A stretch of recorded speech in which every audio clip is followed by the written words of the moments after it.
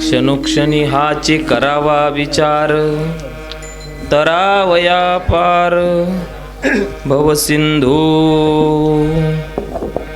नाशिवंत देह जाणार सकळ, आयुष्य खातो काळ सावधान. संत समागमी धरावी आवडी, करावी तातडी परमार्थाचे. नाशिवंत देह जाणार सकळ, आयुष्य खातो काळ सावधान. तुका म्हणे इहलोकीच्या व्यवहारे, नका डोळा दुरे भरू. नाशिवंत देह जाणार सकळ, आयुष्य खातो काळ सावधान. आज प्रस्तुत प्राप्त प्रसंगी, आज हे विनायक नगर या तुमच्या गावामध्ये येण्याचा माझा दुसरा योग. खरं सांगायचं म्हटलं, सप्ताहाच्या निमित्ताने आपण लोक जेव्हा बोलावतात, राहू द्या बरोबर आहे ते सगळं, थोडा वेळ होईल नंतर बंद होईल ते. सप्ताहाच्या निमित्ताने जेव्हा तुम्ही लोक बोलवतात बरं का, तेव्हा आम्हाला आनंद असतो, खूप आनंद असतो.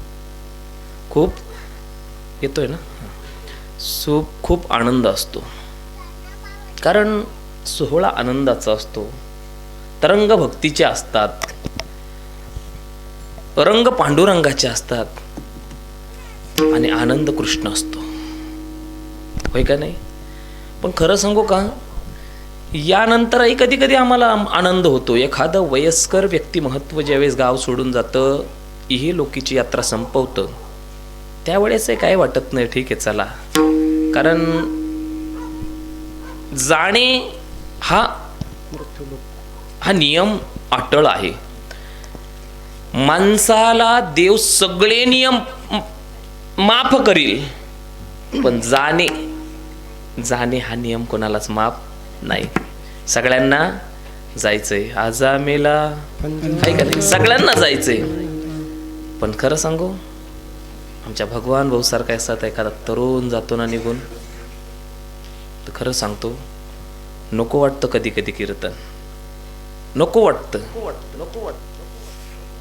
कारण हे जाणं चांगलं नाही, हे जाणं अवेळीचं जाणं आहे. आणि याला आकस्मिक मृत्यू म्हणतात, शास्त्र आकस्मिक मृत्यू म्हणतात. मृत्यू 3 प्रकारचे असतात. एक अकस्मित, नका वाढवू, राहू द्या जसं आहे तसंच राहू द्या. एक अकस्मित, कमी करा तो इको. दुसरं आपातकालीन, आणि तिसरं म्हणजे नैसर्गिक. माणसाला मृत्यू प्रत्येकाला येणार आहे, पण तो नैसर्गिक असावा. चला, याच्यावरही चिंतन पुढे सांगणार आहे. पण अगोदर जो अभंग सेवेसाठी घेतलेला आहे त्या अभंगाकडे थोडंसं येऊया. अभंगामध्ये श्री संत तुकोबाराय म्हणतात. आता तुकोबाराय म्हणतात म्हणून काहीतरी विशेषत्व तर अभंगामध्ये असणारच ना, होय का नाही? कारण ते अभंग काही सुदर्शन महाराजांनी किंवा प्रवीण महाराजांनी स्वतःच्या हाताने तयार केलेले अभंग नाहीये, किंवा आमच्या विचारातून निर्माण झालेले नाहीये. एक सांगू, मी त्या दिवशीही बोलून गेलो, आमचे विचार तिथपर्यंत बलाढ्य नाहीये किंवा लायक नाहीये हे आम्हाला मान्य करावं लागेल. कारण आज या महाराष्ट्रातील अनेक गावांना, महाराष्ट्रभर कधीच मी म्हणणार नाही, कारण की महाराष्ट्र फार मोठा आहे. नाशिक जिल्हा सुद्धा एका कीर्तनकारानं आयुष्यभर फिरायचं ठरवलं ना तर जिल्हा संपणार नाही, माणूस मरून जाईल, एवढा मोठा जिल्हा आहे. म्हणून महाराष्ट्रभर म्हणणार नाही, पण महाराष्ट्रातल्या अनेक गावांमध्ये ज्यावेळेस फिरतो ना त्यावेळेस लक्षात येतं की तुकोबाराय संसार करत होते आणि मग परमार्थ करत होते. पण सांगू का, तुकोबारायांचा संसार देवाला आवडत होता आणि तुमचा आणि आमचा परमार्थ देवाला आवडत नाही गड्या. ही परिस्थिती आहे. हो, अहो जनाई आई साहेबाच्या शिव्या देवाला आवडत होत्या, आपल्या ओव्या देवाला आवडत नाही. ही परिस्थिती, हे मान्य करावं लागेल, हे मान्य करावं लागेल. ऐका, म्हणून सर्वसाधारण व्यक्तिमत्व हे बोलत नाहीये, तुकोबाराय बोलताय. या अनुषंगाने 2 वाक्य सांगितले. आता पुढे चलतो. अभंग 4 चरणाचा आहे. पहिल्या चरणामध्ये तुकोबाराय म्हणतात, नाशिवंत देह जाणार सकळ. ए दादा, ओ आई, हा देह कसा आहे म्हटले, हा नाशिवंत आहे. हा देह एक दिवस जाणार आहे. याच्या जाण्याने जास्त शोक व्यक्त करू नको, हा जाणार आहे. नाशिवंत देह जाणार सकळ. पण तुम्हाला कळत नाहीये काय होतंय, आयुष्य खातो काळ. सावधान केलेलं आहे तुम्हाला आणि आम्हाला. सावध व्हा, सावध व्हा. तुकोबाराय तर सावध झाले हो, प्रमाण अजून नकोय. तुकोबाराय सावध झाले आहे का नाही, आपल्याला सावध व्हायला सांगताय. आधी त्यांनी सावध व्हायचं आणि मग आपल्याला. मी एक सांगू का, आधी मी माळ घालायची आणि मग तुम्हाला सांगायचं. आधी मी गुरु करायचा आणि मग तुम्हाला गुरु करायला सांगायचं. आधी मी वारी करायची मग तुम्हाला वारी करायला लावायची, आहे का नाही. परमार्थाचा नियम आहे, आधी केले मग सांगितले, होय का नाही. मग ऐका, तुकोबारायांनी केलं आणि मग सांगितलं काय, त्यांना कळालं हा देह नाशिवंत आहे. तुम्ही काय करा, आयुष्य खात आहे, तुमचं आयुष्य निघून चाललेलं आहे. सावधान व्हा, तुम्ही काय करा, सावधान व्हा. बरं महाराज, पहिल्या चरणाचा अर्थ आम्हाला कळाला. क्षणोक्षणी हाचे करावा विचार, तरावया पार भवसिंधू. हा, क्षणोक्षणाला हाच विचार करा. काय, भवसिंधू तरुण जा. आणि नाशिवंत देह, हा देह कसा आहे, नाशिवंत आहे. दुसऱ्या चरणात, पहिल्या चरणात म्हणता प्रत्येक क्षणाला विचार करा. काय विचार करा, हे भव सिंधू तरुण जाण्याचा विचार करा. भव काय आहे, सिंधू काय आहे पुढे सांगेल, पण तरुण जाण्याचा विचार करा. पहिल्या चरणात गोड सांगतात हा देह नाशिवंत आहे बाबा, हा निघून जाणार आहे. तू काय कर, तू नाशिवंत देह जाणार सकळ, आयुष्य खातो काळ. मग तू काय कर नेमकी, तर काय कर सांगू का, संत समागमी करावी आवडी, करावी तातडी परमार्थाची. संत समागम धरावी आवडी, आवडीने संत समागम करा, धरा आणि परमार्थाची तातडी करा. परमार्थ करणे म्हणजे काय हे सांगू आपण. म्हणजे संतांच्या सानिध्यात एकदाच जा, एवढंपर्यंत घ्या. हां, आणि शेवटच्या चरणामध्ये महाराज म्हणतात, हे जे इहलोकीचे व्यवहार आहेत ना, या व्यवहारामध्ये तुम्ही अडकून पडू नका गड्या. हे व्यवहार मायाजाळ आहेत. या व्यवहारामध्ये तुम्ही अडकून पडू नका. तुम्ही काय करा, तुम्ही तुमच्या डोळ्यासमोर आलेलं दुःख दूर बाजूला करा, बाजूला सारा आणि आपल्या भगवंताला डोळ्यासमोर आपल्या डोळ्यामध्ये बसवा. असं शेवटच्या चरणाचा अर्थ. पहिला चरण समजलं, क्षणोक्षणी प्रत्येक क्षणाला विचार करा. काय करा, देवाचा विचार करा, मोक्षप्राप्तीचा विचार करा. आपण प्रत्येक क्षणाला विचार करतो, पण देवाचा किंवा मोक्षप्राप्तीचा विचार करत नाही. आपण प्रत्येक क्षणाला विचार करतो पैसे कमावण्याचा. ऐका, दुसऱ्यात म्हणतात हा देह नाशिवंत आहे, हा निघून जाणार आहे, तुम्ही काय व्हा, सावध व्हा. आणि तिसऱ्यामध्ये म्हणतात तुम्ही सावध होऊन संतांच्या दारात या. अहो मी सांगू का तुम्हाला, हो आपल्या सारख्याच्या संगतीत राजा होऊन जन्माला येण्यापेक्षा संतांच्या संगतीमध्ये कुत्र होऊन जन्माला येणे कधीही श्रेष्ठ. लक्षात घ्या. आणि शेवटच्या पुन्हा एकदा सांगितलं बरं का अर्थ, म्हणजे कळाला पाहिजे. पुन्हा एकदा सांगतो, शेवटच्यात म्हणतात ह्या व्यवहाराचा तुम्ही जरा लोप करा, बाजूला सारा आणि हा व्यवहार बाजूला सरून देवाकडे लक्ष द्या. कळालं आता तरी. आता 4 चरण आहेत. पहिल्या चरणापासून आपण चिंतनाला सुरुवात करूया. सगळ्यांनी भजन करा. विठ्ठल विठ्ठल विठ्ठल. विठ्ठल हो. महाराज म्हणतात क्षणोक्षणी हाचे करावा विचार, तरावया पार भव सिंधू. ए दादा जन्माला आला ना, खूप महत्वाचं आहे बाबा. हे ऐक माझं. हे तुकाराम महाराजांनी सांगावं. कोणत्या तुकाराम महाराजांनी? अहो, ज्या तुकोबा रायांच्या पत्नीच्या पायातला काटा काढण्यासाठी देवाने आपलं मुख कमल पुढं करावा आणि दाताने काटा काढावा, ते तुकोबाराय सांगताय. आयरे गैरे आहेत का? नाही दादा, नाही नाही नाही नाही, तुकोबाराय तुकोबाराय आहेत. अहो, तुकोबारायांचं वैराग्य जर आपण बघितलं तर तुकोबारायांच्या वैराग्याच्या समोर गेल्याच्या नंतर आपल्या लक्षात येईल का आपलं जीवन शून्य आहे, शून्य आहे. लक्षात घ्या बरं. सर्वसामान्यापैकी नाही, येणं ज्यांच्या हातात आहे, जाणं ज्यांच्या हातात आहे. तुकोबाराय निघून गेले. काय म्हणतोय मी?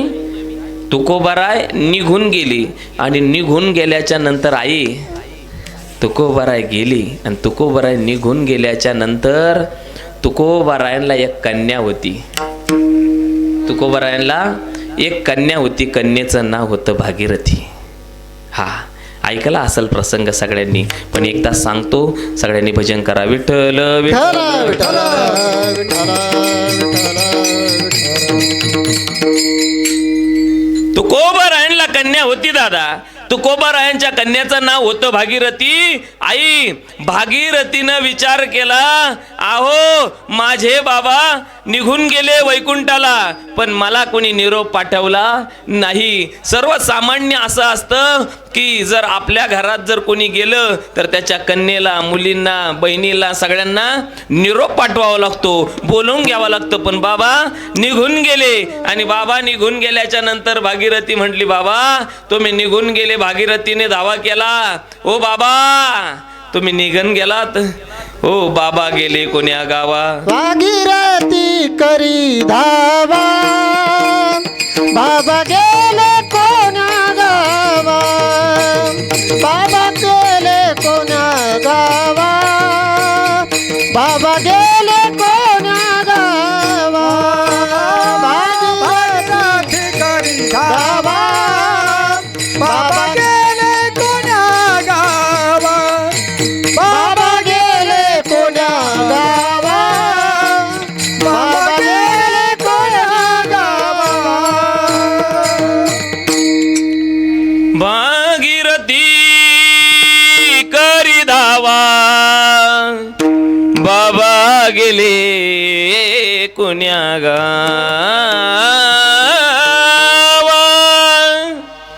भागीरथीने धावा केला आणि बाबांना ऐकायला गेलं, अरे अरे अरे अरे अरे अरे माझी कन्या भागीरथी माझा धावा करते. एक सांगू का दादा, अरे जीवनामध्ये बापाचा काळजाचा तुकडा म्हणजे कन्या असती. आणि त्या कन्येने ज्यावेळेस धावा केला, वर तुकोबारायांना मोह निर्माण झाला. अरे अरे अरे आयुष्यभर परमार्थ केलेल्या तुकोबारायांना आठवलं, नाही गड्या माझ्या पोटी एक आई जगदंबा भगवती जन्माला आलेली होती. त्या भगवतीला मी न सांगता निघून आलो. कोण म्हणतंय? तुकोबाराय म्हणताय. दादा तुकोबाराय वैकुंठातून 3 वेळा परत आले. हे हे हे हे हे तुकोबारायांचे चरित्र. तुकोबाराय वैकुंठातून 3 वेळा पुन्हा परत आले. अहो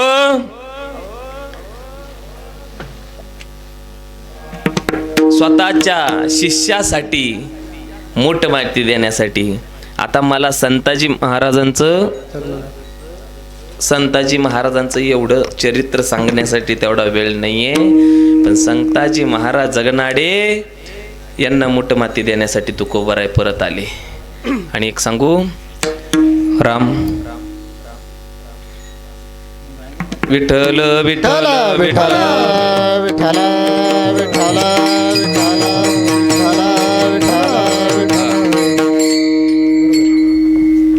भागीरथी आपली कन्या या कन्येने हाक मारली, बाबा बाबा तुम्ही निघून गेले. आणि मग त्या तुकोबरायांनी विचार करावा आणि पुन्हा या मृत्यू लोकामध्ये तुकोबरायांनी या भागीरथी समोर प्रगट व्हावं. भागीरथीच्या समोर तुकोबाराय प्रगट झाले आणि भागीरथीच्या समोर तुकोबारायांनी प्रगट झाल्याच्या नंतर भागीरथीच्या डोळ्यामध्ये अश्रूंच्या धारा. आणि भागीरथीला आज तुकोबाराय विचारताय, बाळा काय झालं, काय पाहिजे तुला? बाबा तुम्ही मला न सांगता निघून गेले, माझी इच्छा पूर्ण राहिली. काय इच्छा आहे बाळा तुझी? म्हटले, बाबा मला तुम्हाला 2 घास जेव घालायचे. मग काय म्हणावं? तू पटकन काय बनवायचं ते बनव, मी तुझे 2 घास खातो आणि वैकुंठाची वाट मोकळी करतो. तुकोबारायांनी सांगितल्यानंतर भागीरथीला सुचत नाही आज काय करावं. आणि शेवयाचा भात भागीरथीने केला गड्या आई. शेवयाचा भात स्वयंपाक घरामध्ये सगळ्या गृहिणींना माहिती आहे की लवकर होणारा पदार्थ म्हणजे शेवयाचा भात. पाणी गरम करायचं, शेवया टाकायचा आणि भात बाहेर काढून घ्यायचा. सगळ्यात पटकन होणारा शेवयाचा भात केला आई. आणि शेवयाच्या भातावर बाबांना दूध द्यायचं म्हणून भागीरथीकडे दूध नाहीये. ऐका बरं का संतांची ताकद काय आहे. पुन्हा डोळ्यामध्ये अश्रू आले. भागीरथी काय झालं? बाबा याच्यावर टाकण्यासाठी दूध नाही. अरे बाळा रडू नको, तुझा बाप समोर बसलेला एक लक्षात ठेवा. अहो त्या तुकोबारायांनी समोर एक महादेवाचं मंदिर होतं येलेश्वर नावाचं. आणि त्या येलेश्वराच्या समोर गेले आणि येलेश्वराच्या पाठीवर थाप टाकली आणि चळा ते पूजले, दूध नंदीचे काढिले, दूध नंदीचे काढिले, दूध नंदीचे काढिले. येलेश्वराते पूजले, दूध नंदीचे काढिले, दूध नंदीचे काढिले, दूध नंदीचे काढिले. येलेश्वरा ते पूजले, दूध नंदीचे काढिले. येलेश्वराला पूजन करून नंदीकडून दूध घेतलं हे श्रेष्ठत्व फक्त तुकोबारायांमध्ये. मी का सांगतोय माहिती का? या तुकोबारायांनी दूध आणून दिलं गड्या भागीरथीला. 2 घास भाताचे खाल्ले आणि म्हटले, बाळा आता मी आलोच आहे ना, तुला जाता जाता एक उपदेश करून जातो गडा बाळा. हे बघ, तू माझ्या मोहमायामध्ये अडकली होती, तू माझं लेकरू म्हणून तुला उपदेश करण्यासाठी पुन्हा मला परत यावं लागलं. अरे बाळा मी गेलो ह्याच्यात काही नवल नाहीये किंवा तू जाणार आहे याच्यात काही नवल नाहीये. नवल याच्यात आहे, तुला आणि मला माहिती आहे की आपण दोघंही जाणार आहे, तरी सुद्धा आपण भगवंताला विसरलेलो आहे. मग विसरलेलो आहे म्हणून आपण त्या दुःखाची नदी पार करू शकत नाही. मग त्या भागीरथीने बाबांना सांगावं, बाबा मग काय केलं पाहिजे? तुकोबारायांनी अभंगाच्या पहिल्या करावा विचार, क्षणोक्षणाची करावा विचार, क्षणोक्षणाची करावा विचार, क्षणोक्षणाची करावा विचार, करावा विचार, करावा विचार, करावा विचार,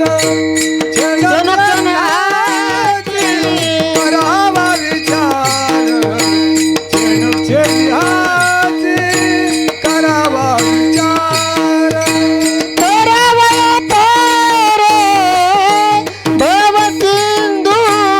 करावया पारे भव सिंधू, करावया पार भव सिंधू, करावया पार भव सिंधू, करावया पार भव सिंधू.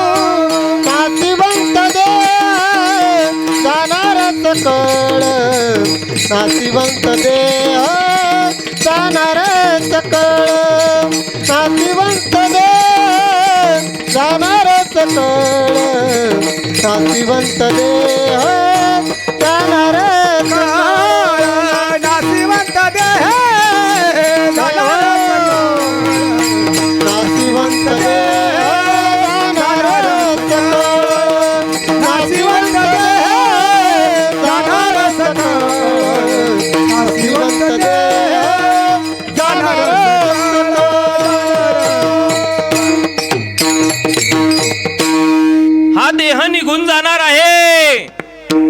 या दुःखाच्या यातना आम्हाला भोगावा लागणार आहे, या यातना भोगावा नाही म्हणून महाराजांनी सांगितलं बाबा क्षणोक्षणाला हाच विचार कर. पण मला सांगा महाराज, प्रत्येक क्षणाला आम्ही विचार करायला तयार आहे, पण सगळ्यात पहिला विचार आम्ही कोणाचा करावा हा मोठा प्रश्न आहे. मी एक गोष्ट या कीर्तनातून मुद्दाम सोडून, तुम्ही बोलायचं नाही कोणी, मुद्दाम सोडून पुढे चाललोय, कारण मला याचं उत्तर तुमच्याकडून घ्यायचं होतं. मी असं ऐकलं की गणेश गावचे श्रोते फार हुशार आहेत, मला मुद्दाम मी सोडून चाललो, पण मला इथपर्यंत घेऊन यायचं होतं. मग तुम्हाला विचारायचं होतं की प्रत्येक क्षणाला तुकोबरा विचार करायला लावतात. आता सगळ्यांना माहिती देवाचा विचार करायला लावता, पण सगळ्यात पहिले महाराज प्रश्न आम्हाला निर्माण होतो, सगळ्यात पहिला विचार आम्ही कुणाचा करावा. आता मला याचं उत्तर तुमच्याकडून पाहिजे. सगळ्यात पहिला विचार कुणाचा करावा. तुम्हाला एक क्ल्यू त्याच्यासाठी देऊ शकतो, त्याच्यासाठी देऊ शकतो. आतापर्यंत जाऊ द्या, जाईल त्याचं ते, बाजूला होऊन जा, बाकीच्या रस्ता मोकळा करा. विठ्ठल विठ्ठल विठ्ठल विठ्ठल विठ्ठल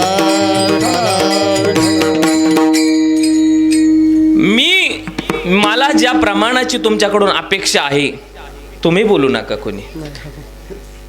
मला येऊ द्या, येत असेल तर काय करणार. हा मग काय, कोणी म्हणायला नको उद्या कीर्तनाला कुत्रं नव्हतं, आहे का नाही. ऐका, मला ज्या काय झालं, एकदा मी कीर्तन करून घरी गेलो, घरी गेलो, 2 कुत्रे होते. एक भुकायला लागलं माझ्यावर, एक कुत्र माझ्यावर भुकायला लागलं. मी गाडीतून खाली उतरलो तर ते दुसरं गप झालं. का बरं माहिती का, ते भुकत होतं ते गप झालं, कारण दुसरं भुकत नव्हतं ना. ते दुसरं या पहिल्याला काय माहिती काय, येड्या, अरे त्यांची माझ्या ओळख आहे, रोज 2 वाजता येतंय ते घरी, म्हणून हे असे पाहून जाते ना मला कुठं बी, ते बरोबर सांगतात. तिकडं विनोद म्हणून सांगितलं आहे का, जास्त मनावर घेऊ नका, जरा बाजूला करा त्या विनोदाला. आणि मला मी तुमच्याकडे तुम्हाला एक प्रश्न विचारला होता की मला सगळ्यात पहिले आम्ही कोणाला देवाला तर आठवायचंय, पण कोणत्या आणि काय करावं. मी तुम्हाला प्रश्न विचारला सगळ्यात पहिले, सगळ्यात प्रथम. आणि तो आतापर्यंत तुम्ही जेवढे कीर्तन ऐकले, काय म्हटलो मी, तुमच्या आयुष्यात आतापर्यंत जेवढे कीर्तन ऐकले, प्रत्येक कीर्तनामध्ये त्या महाराजांनी पहिलं प्रमाण तेच घेतलेलं आहे. आणि मी मुद्दाम तेच मागं ठेवलं, कोणत्या देवाला शरण गेलं म्हणजे क्षणोक्षणाला शरण जायचंय, पण कोणत्या देवाला.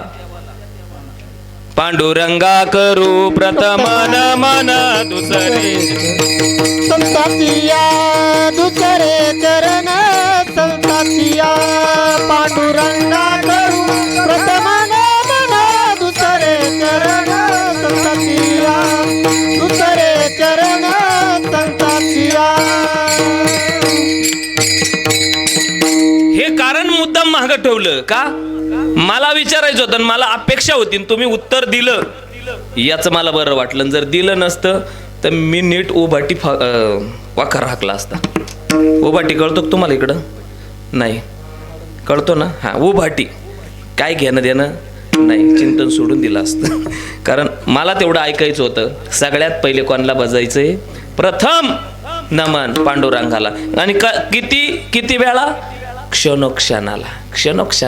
क्षणोक्षणी हाची करावा विचार, तरावया पार भवसिंधू. जर दुःखाची नदी, दुःखाचा समुद्र जर पार करून जायचा असेल तर तुम्हाला प्रत्येक क्षणाला पांडुरंगा करू प्रथम नमन.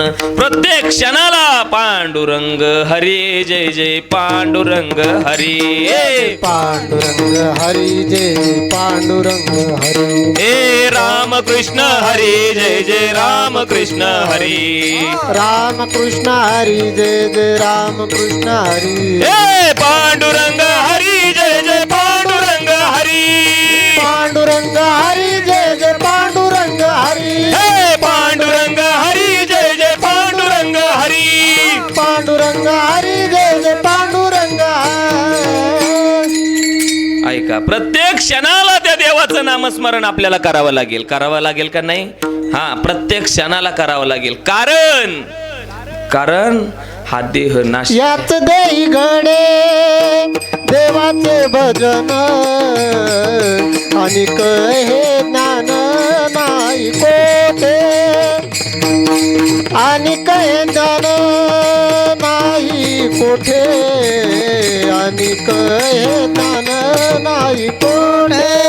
याच देही घडे देवाचे भजन आणि हे ज्ञान नाही कोठे, आणि ज्ञान नाही कोठे, आणि ज्ञान नाही कोठे.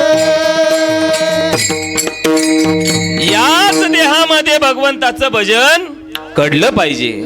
आई, हे फार कमी लोकांना कळालं, फार कमी लोकांना.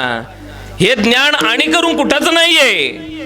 म्हणून एका अभंगामध्ये नाथ महाराज म्हणतात, भक्ती प्रेम विन ज्ञान नको देवा, भक्ती प्रेम विन ज्ञान नको देवा, अभिमान नित्य नवा तया माझी, प्रेम सुख देई प्रेम सुख देई, प्रेम सुख देई प्रेम सुख देई, प्रेमाविन नाही समाधान.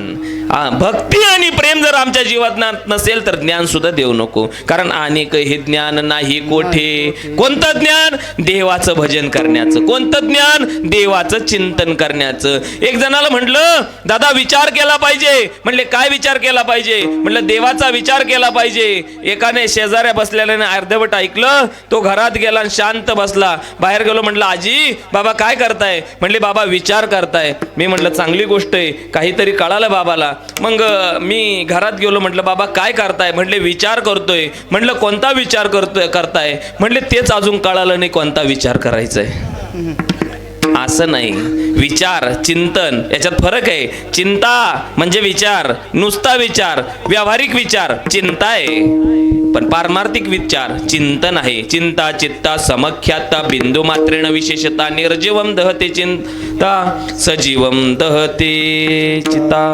हा, निर्जीव माणसाला जाळते ती चिता आणि सजीव माणसाला जाळते ती चिंता आहे दादा. म्हणून चिंतन करावं, चिंता करू नाही. मग दादा एक दृष्टांत तुम्हाला सांगतो, म्हणजे तुमच्या लवकर लक्षात येईल गड्या. बघा, आपलं रामायण ज्यांनी लिहिलं, रामायण लिहिलं कोण? हॅलो, कोण? वाल्मिक ऋषी. वाल्मिक ऋषीने रामायण लिहिलं. पण अजून एक व्यक्ती होता, गोस्वामी तुळशीदासजी. तुम्हाला माहिती आहे का? तुळशीदासजींच्या एका दिवसाच्या जीवनातला प्रसंग आहे. पत्नी माहेरी गेली. बरं का आई, पत्नी माहेरी गेली आणि तुळशीदासजी घरी होते. तुळशीदासजींनी विचार केला, माझ्या पत्नीचं माझ्यावर किती प्रेम, मला तिला भेटायला गेलं पाहिजे. पत्नीच्या विरहानं व्याकुळ झालेल्या तुळशीदासजींनी विचार केला, आता पत्नीला भेटायला जायचं, पत्नीला भेटायला जायचं. आई पण सांगू का, पत्नीला भेटायला जायचं, पाऊस धो धो धो धो धो धो सुरू झाला. धो धो पाऊस सुरू झाला. याला पाऊस वाटत नव्हता, कारण पत्नीच्या विरहामध्ये वेडा झालेला तुळशीदास आज पत्नीसाठी, अरे वा मी माझ्या पत्नीला भेटायला निघालो आणि वरून फुलं पडायला लागली. पाऊस त्याला काय वाटायला लागला? फुलं वाटायला लागला. आणि पुढं जाऊन नदीला पूर आलेला होता आणि त्या पुरामध्ये एक व्यक्ती वाहून आलेला होता. एक व्यक्ती वाहत आलेला होता, पुरात वाहून गेला असेल आणि तो त्या पाण्यावर वाहून चालला होता. आणि कडेला येऊन त्या नदीच्या कडेला गड्या तो आला आणि तुळशीदासजींनी त्याच्याकडे बघितलं. त्या व्यक्तीकडे तुळशीदासजींचं लक्ष नाही. तुळशीदासजी म्हणले, माझ्या पत्नीचं सुद्धा माझ्यावर किती प्रेम आहे. तिनं काय केलं, माझ्यासाठी नाव पाठवून दिली.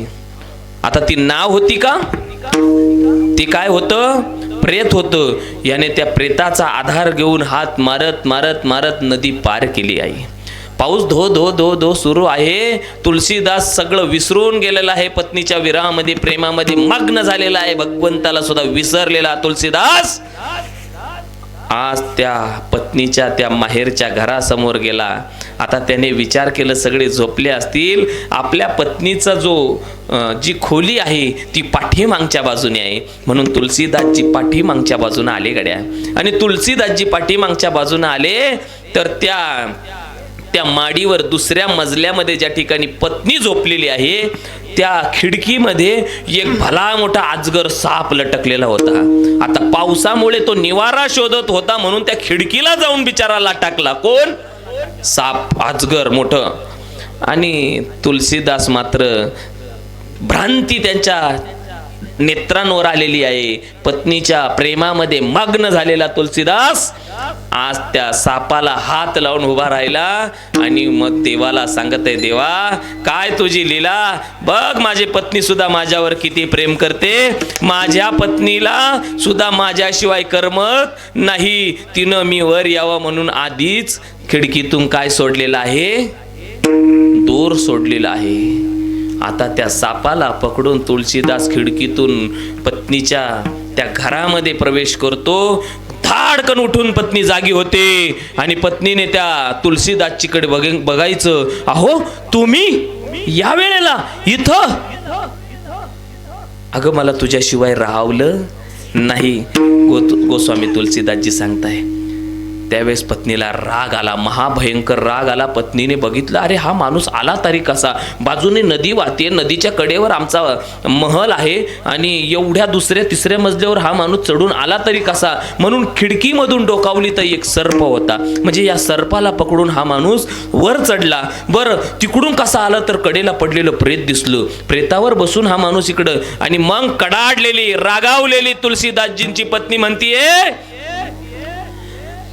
हस्ती चर्ममय देह यह ता संग इतनी प्रीति, तासो होती राम से तो काहे भव भीती. आस्ती चर्ममय देह यह, अरे हाडा मासांचं हे शरीर आहे, याच्यावर एवढं प्रेम करतोस? अरे एवढं प्रेम जर माझ्या रामावर केलं असतं तर जिंदगी बनली असती तुझी. तू तुझ्या जिंदगीवर पत्नीने रागावलं आणि गोस्वामी तुलसीदास माघारी फिरले. आजपासून रामच मनामध्ये राहील. आणि त्या तुलसीदासजींनी रामायण लिहून टाकलं. लक्षात घ्या, हे काय आहे? ही परमार्थामधून मिळालेली जिज्ञासा आहे. हे कळालं त्यांना. हे काय आहे? हे नाशिवंत आहे. हे कुणाला कळलं? तुलसीदासजींना कळालं म्हणून तुलसीदास झाले. आपल्याला अजून कळलेलं नाही. कारण सांगू का, हे हाडामासाचं शरीर आहे. तुम्हाला सांगतो, माणूस, मी नेहमी सांगतो, माणूस ज्यावेळेस स्मशानामध्ये जातो ना त्यावेळेस बघतो, अरे दादा सगळ्यांना याच ठिकाणी यायचं आहे, मग कशासाठी हा सगळा खटाटोप चाललेला आहे? कशासाठी? आणि मग तो माणूस वैराग्य संपन्न होऊन जातो. अगदी स्मशान वैराग्य निर्माण होतं त्याला. पण सांगू का तुम्हाला, महाराज म्हणतात, महल बनाए ऐसे जैसे हर दिन यही मुकाम, ये माया तेरी बहुत कठिन हे राम, ये माया तेरी बहुत कठीण हे राम. हे देवा, हे रामा, अरे तुझी माया अवघड आहे. मृत्यू देखता है औरों के रोज सवेरे शाम. रोज तू कोणाच्या तरी मृत्यूला जातोय. मृत्यू देखता है औरों का रोज सवेरे शाम. महल बनाए ऐसे जैसे हर दिन यही मुकाम, ये माया तेरी बहुत कठीण हे राम. रोज कुणाचा तरी मृत्यू बघतोय, तरी सुद्धा असं घर बांधतोय का जसं इथंच मुक्कामाला राहायचंय. अस्ति चर्ममय देह यह, रक्त मांस हड्डी के डेर पर लगा हुआ है चाम. रक्त मांस हड्डी के डेर पर लगा हुआ है चाम. देख इसी की सुंदरता को हो जाए नींद हराम. ये माया तेरी बहुत कठिन हे राम, ये माया तेरी बहुत कठीण हे राम. ही माया फार अवघड आहे. सगळ्यांना माहिती, इथं बसलेला कोण असा आहे का त्याला माहित नाही का हा देह जाणार आहे, नाशिवंत आहे? आहे का नाही ना? सगळ्यांना माहिती आहे, पण मायामध्ये आपण सगळे अडकलेलो आहोत. तरी तुकाराम महाराजांनी एक शब्द सुद्धा वापरला पुढं, सावध व्हावं, सावध व्हा. तुकोबाराय म्हणतात सावध व्हा. एक सांगू का, ज्या विश्वामध्ये ज्या माणसाचा विवाह झालाय त्याला प्रत्येकाला 5 वेळा सावध करण्यात आलेलं आहे. 5 वेळा सावध करण्यात आलं. ज्यावेळेस आपला विवाह होतो ना बरं का भास्कर भाऊ, ज्यावेळेस आपला विवाह होतो त्यावेळेस आपल्याला विवाहामध्ये मंगलाष्टक म्हणत असताना किती वेळा, मंगलाष्टक किती म्हणता तुमच्याकडे? 5 मंगलाष्टक म्हणता. मग 5 वेळा सावध करतात. पण एक सांगू का, तेव्हा आपण सावध होत नाही दादा. तेव्हा काही तर ते चिमटे घ्यायच्या मूडमध्ये राहत्या, ते सावध होतच नाही. त्या उपरण्यातून चिमटे घेत्या आणि मग ते उपरण्यातून चिमटे घेत राहत्या, तेव्हा सावध होत नाही. आणि मग एकदा का लग्न झालं का आयुष्यभर तो संसार त्यांना चिमटे घेतो. त्यांचं लक्ष नाही ना, लक्षच नाही. अरे सावध कशासाठी आहे? अहो फक्त पहिला सावधान ऐकला आमच्या रामदास स्वामीने, रामाचेच होऊन गेले. बरं ठीक आहे, आता तुम्ही सावधान ऐकून सुद्धा इथपर्यंत आलो ना आपण, तरी सुद्धा आमच्या ज्ञानोबरांनी सांगितलं ना, काय सांगितलं? हरिपाठातच सांगितलं ना, करा बाबा संसार. पण कसा करा? आसोनी संसारी किंवा संसारी असावे, असोनी नसावे. मग मला सांगा, संसार आपलं कसं आहे माहिती का? ज्ञानोबरायांनी सांगितलं संसारी असावे आणि आसोनी नसावे. पण पक्षी अंगणी उतरती ते का गुंतोनी राहती, ते का गुंतोनी राहती, ते का गुंतोनी राहती. पक्षी अंगणी उतरती ते का गुंतोनी राहती, ते का गुंतोनी राहती, ते का गुंतोनी राहती. पक्षी अंगणी उतरती ते का गुंतोनी राहती. तसं आहे तसं ते. अहो पक्षी जर अंगणामध्ये आले, त्याला 4 दाणे खायला मिळाले, मग का ते गुंतून राहता का इथं?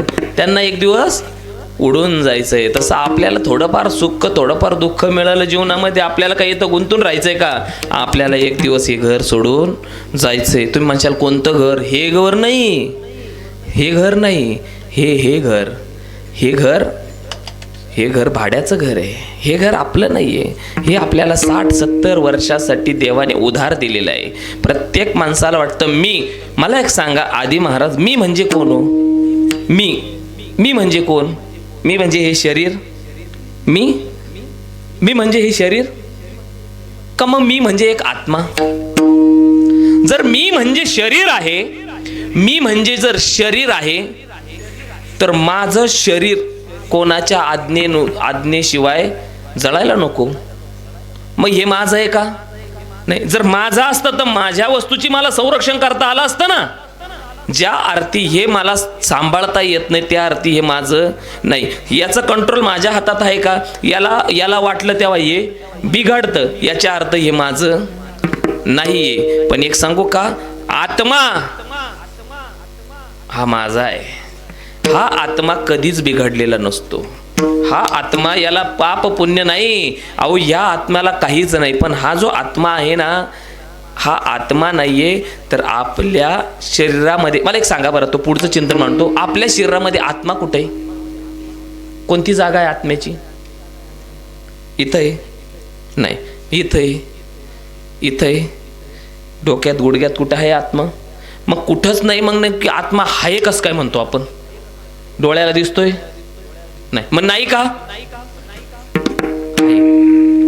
अहो आपल्या शरीरातला आत्मा म्हणजे आपल्या शरीरातला राम.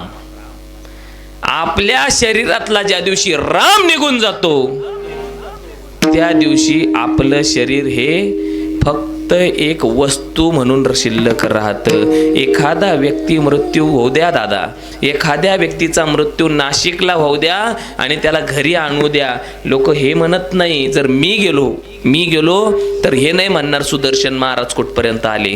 ते काय म्हणताय माहिती का? बॉडी कुठपर्यंत आली. कोणीच म्हणत नाही सुदर्शन महाराज कुठपर्यंत आले. सगळे काय म्हणता? बॉडी कुठपर्यंत आली. म्हणजे त्या दिवशी आपल्या शरीरातला राम निघून गेला. चाले शरीर कोणाची असते, चाले शरीर कोणाची असते, चाले शरीर कोणाची असते, चाले शरीर कोणाची असते.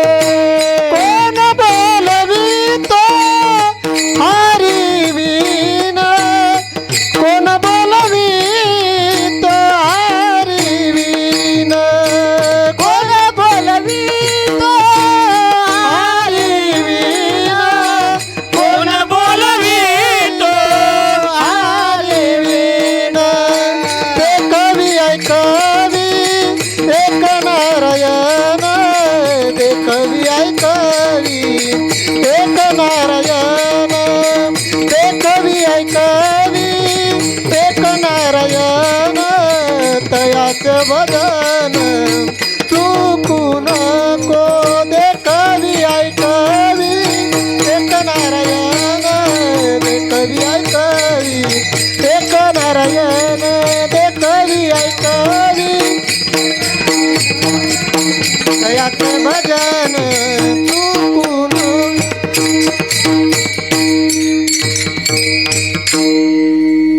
चाले शरीर कोणाची असते, कोण बोलवितो हरिविना. त्याच्याशिवाय कोण आहे? अहो ज्ञानोबरायांचे वर्णन करावं. म्या बोलविता वेदू बोले, म्या हलविता प्राणू हले, म्या चालविता सूर्य चाले. जगाचं चालन करणार आहे. म्या बोलविता वेदू बोले, मी बोललो म्हणजे वेद बोलेल, मी हलवला तर प्राण हलेल, मी सूर्याचं चालणे कोणाच्या सत्य? सगळं सगळं सगळं त्याच्या सत्य. ते हा आत्मा जोपर्यंत राम आहे, आत्मा राम आहे, तोपर्यंत आपला इथं आराम आहे. ज्या दिवशी आपल्यातला आत्मा राम निघून गेला, हे शरीर आपल्यासाठी हराम आहे. लक्षात घ्या, निघून जाणार ते शरीर. कारण हे शरीर आपलं नाहीये दादा, हे शरीर आपलं नाहीये, हे भाड्याचं आहे. प्रत्येकाला वाटतं ही जमीन माझी, ही इस्टेट माझी. अरे बाबा, 60-70 वर्षासाठी तू हिचा मालक आहे. याच्या पूर्वी नव्हते का कोणी? बरं मला सांगा, तुमच्या पूर्वज ही जमीन तुमच्याकडे आता ती कुणाची तरी होती, त्याच्या अगोदर कुणाची तरी होती, त्याच्या अगोदर कुणाची तरी होती. मला आता सांगा, 5व्या पिढीत ती कोणाची होती ते सांगाल का तुम्ही? बरं, 5व्या पिढीतला एखादा माणूस तपश्चर्याला हिमालयात निघून गेला असेल आणि तो पुन्हा परत आला, तो जर आता म्हणला ही जमीन माझी, तर तुम्ही त्याला देशाल का? तुम्ही सांगशाल अरे ती तुझी नाही, ही माझी. तो म्हणाल मी 5व्या पिढीतला आहे, तरी तुम्ही त्याचं ऐकणार? कारण तुम्ही त्याला काय म्हणताय? माझं. मुळात हे माझं नाहीये, हे ओझ आहे. जोपर्यंत हे ओझ आपल्याकडून नील होत नाही ना, तोपर्यंत आपल्याला परमार्थाची वाट सापडत नाही. परमार्थाची तोपर्यंत आपल्याला वाट कधीच सापडू शकत नाही, कधीच सापडू शकत नाही. हे ओझ आहे आपल्यावर, आपल्याला कळालं पाहिजे. मी पुन्हा पुन्हा ते सांगण्याचा प्रयत्न करतोय की बाबा रे, या नेत्रांमध्ये देवाचं चित्र बसवा. हे डोळे आपल्याला दिलेले देवाचं चित्र बसवण्यासाठी. पाहता श्रीमुख सुखावले सुख, डोळी याची भूक न वजे माझ्या. हा, आणि मग जाऊन पुढं जर जिव्हे गोड 3 अक्षरांचा रस, अमृत जयाशी. तुम्ही एकदा चाखून तर बघा, चाखून तर बघा. अमृत आहे भगवंताचं नाव. काय आहे? अमृत आहे. पण मला सांगा, जोपर्यंत त्याचा आपण अनुभव घेणार नाही, तोपर्यंत आपल्याला कळेल का ते अमृत आहे? मला सांगायचं आहे की अमृत आपल्या एका बाजूला आहे, अमृत एका बाजूला आहे आणि संसार रूपी विष, विषय रूपी विष दुसऱ्या बाजूला आहे. आपण विषय रूपी विषामध्ये डुबकुल्या मारून राहिलो, पण आपण अमृत चाखायला तयार नाही. संत म्हणतात अरे बाबा एका इकडं भलं मोठं अमृत आहे आमच्याकडे, पण आपण ते अमृत घ्यायला तयार नाही. एक सांगू, ते अमृत आहे हे कळालं फक्त संतांना, म्हणून ज्ञानोबारायांनी अमृत अनुभव लिहिला. अमृताचे अनुभव कोणी सांगू शकत नाही. त्याला ज्ञानोबा राहायला लागतील, त्याला तुकोबा राहायला लागतील, त्याला नाथ बाबा लागतील. कोणीही अमृताचे अनुभव, अहो जो शेंडी सगट विषयामध्ये बुडाला त्याने काय अमृताचा अनुभव सांगायचा. अमृताचा अनुभव ज्ञानोबारायांनी सांगायचा. आहे संतांकडे अमृत. लावणी मृदंग श्रुती टाळ घोष सेवू ब्रह्मरस आवडीने सेवू ब्रह्मरस आवडीने सेवू ब्रह्मरस आवडीने लावणी मृदंग श्रुती टाळ घोष सेवू ब्रह्मरस आवडीने सेवू ब्रह्मरस आवडीने सेवू ब्रह्मरस आवडीने. बघा विठ्ठल विठ्ठल विठ्ठल विठ्ठल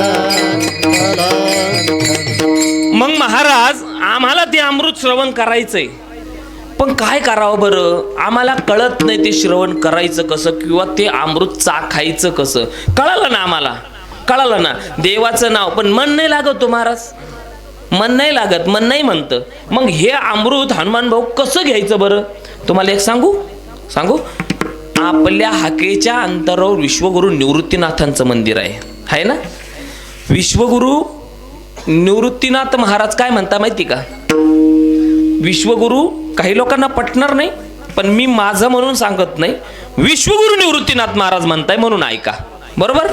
विश्वगुरु निवृत्तीनाथ महाराज काय म्हणता माहिती का.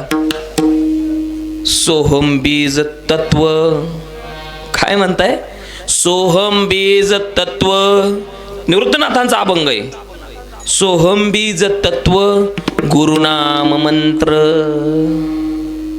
आता ज्यांनी ज्यांनी गुरु केले त्यांना याच्यातला अर्ध कळालं, पण ज्याने गुरुच केला नाही, ज्याने गुरुच केला नाही त्याला हे कळू शकत नाही. ही भाषा विश्वगुरु निवृत्तीनाथांचं आहे. असंच नाही विश्वगुरूंना विश्वगुरु निवृत्तीनाथ म्हणतात. अरे निवृत्तीनाथांनी म्हणावं सोहम बीज तत्व गुरुनाम मंत्र. सोहम बीज तत्व, जे सोहम बीज तत्व आहे हे गुरु नाम मंत्रामध्ये आहे. आणि जर तुमच्याकडे गुरुने दिलेला मंत्रच नाहीये तर तुम्हाला हा परमार्थामध्ये देवाचं नाव अमृत आहे का विष आहे याची जाणीव कधीच होऊ शकत नाही. त्याच्यासाठी गुरु करावा लागेल, गुरु करावा लागेल. ज्याने गुरु नाही केला त्याचा जन्म वाया गेला. ज्याने गुरु नाही केला त्याचा जन्म वाया गेला. ज्याने गुरु नाही केला त्याचा जन्म वाया गेला. ज्याने गुरु नाही केला त्याचा जन्म वाया गेला.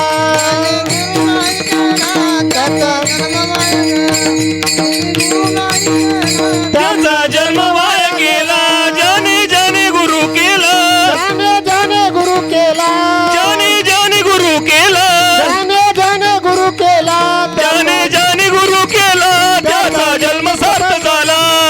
ज्याने गुरु केला त्याचा जन्म सार्थ झाला. ज्याने गुरु केला त्याचा जन्म सार्थ झाला. ज्याने गुरु केला त्याचा जन्म सार्थ झाला. संत सदैव श्रीमंत त्यांच्या हृदयात भगवंत. त्यांच्या हृदयात भगवंत. त्यांच्या हृदयात भगवंत. त्यांच्या हृदयात भगवंत. त्यांच्या हृदयात भगवंत. त्यांच्या हृदयात भगवंत.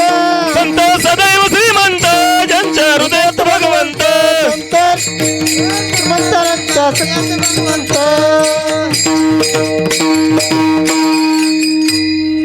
संत सदैव श्रीमंत. विश्वगुरु निवृत्तीनाथ महाराज सदैव श्रीमंत. विश्वाची माऊली ज्ञानोबाराय सदैव श्रीमंत. सोपान काका मुक्ताई आई साहेब सदैव श्रीमंत. नाथ महाराज नामदेवराय चोखोबा सदैव श्रीमंत. मी सांगू का तुम्हाला, नाही आवडत तुम्हाला एखाद्या व्यक्तीकडून माळ घालायला ना, नका घालू, नका घालू. पण ती माळ पवित्र तुळशीची हातात घ्या, विश्वगुरु निवृत्तीनाथांच्या चरणावर तिला ठेवा आणि सांगा दादांना, विश्वगुरु निवृत्तीनाथांना सांगा, आजपासून तुम्ही माझे गुरु आहे. ही माळ मी तुमच्या नावाने धारण करतोय आणि गळ्यामध्ये धारण करा. जीवनाचा बदल झाल्याशिवाय राहणार नाही गड्या, जीवनाचा बदल झाल्याशिवाय राहणार नाही. कारण विश्वगुरु आहे. तुम्हाला काय वाटतं, ज्ञानोबारायांनी ज्ञानेश्वरी लिहिली? ज्ञानोबारायांनी ज्ञानेश्वरी लिहिली? लक्षात घ्या बरं का, फार विषयाचा गोड आहे. ज्ञानोबारायांनी ज्ञानेश्वरी लिहिली हे आपल्याला वाटत असेल, पण सांगून जाईल तुम्हाला. ज्ञानोबाराय म्हणतात, जय जय वो शुद्धे उदार प्रसिद्धे अनवरत आनंदे वर्षतीये विषय व्याळी मिठी दिदलिया नुठी ताटी ते तुझिया गुरु कृपा दृष्टी निर्विष होय. तरी कवना ते ताप बोळी कैसोनी ओ शोकू जाळी तरी प्रकाश रस कल्लोळी पुरेसी तू योग सुखांचे सोहळे साधका तुझे निस्नेह. अरे बाबा, तुझ्या लळ्यामुळं, तुझ्या स्नेहामुळं मी ज्ञानेश्वरी लिहू शकलो. हे ज्ञानोबारायांचं वाक्य आहे निवृत्तीनाथांसाठी. ज्ञानोबाराय निवृत्तीनाथांना म्हणतात, दादा तू जर नसता तर मी ही ज्ञानेश्वरी लिहू शकलो नसतो. हे ज्ञानोबारायांचं वाक्य आहे. आणि ज्या ज्ञानोबारायांचे गुरु विश्वगुरु निवृत्तीनाथ महाराज होते, त्या विश्वगुरु निवृत्तीनाथांच्या दरबारात आपण राहणारे लोक, आभार गबार लोक नाहीये. ज्ञानदेव माने तरलो तरलो, ज्ञानदेव माने तरलो तरलो, ज्ञानदेव माने तरलो तरलो, ज्ञानदेव माने तरलो तरलो, आता उतरलो गुरु कृपे, आता उतरलो गुरु कृपे, आता उतरलो गुरु कृपे, आता उतरलो गुरु कृपे. श्री गुरु सारी का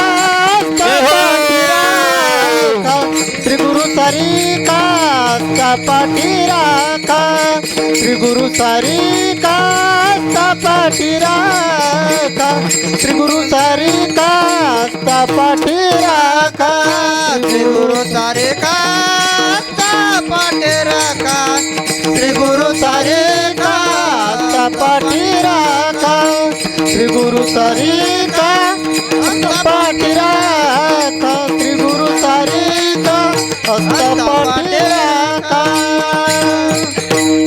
हे ज्ञानोबारायांनी स्वतः म्हणावं, आपण नाही म्हणते. ज्ञानोबाराय म्हणतायत ना. आणि ज्या अर्थी ज्ञानोबाराय स्वतः कबूल करताय की श्री गुरु सारखा आस्था पाठी राखा, आणि म्हणून माझं तरलोय ना, मी माझ्या जीवनामध्ये भव सिंधू मध्ये तरलो.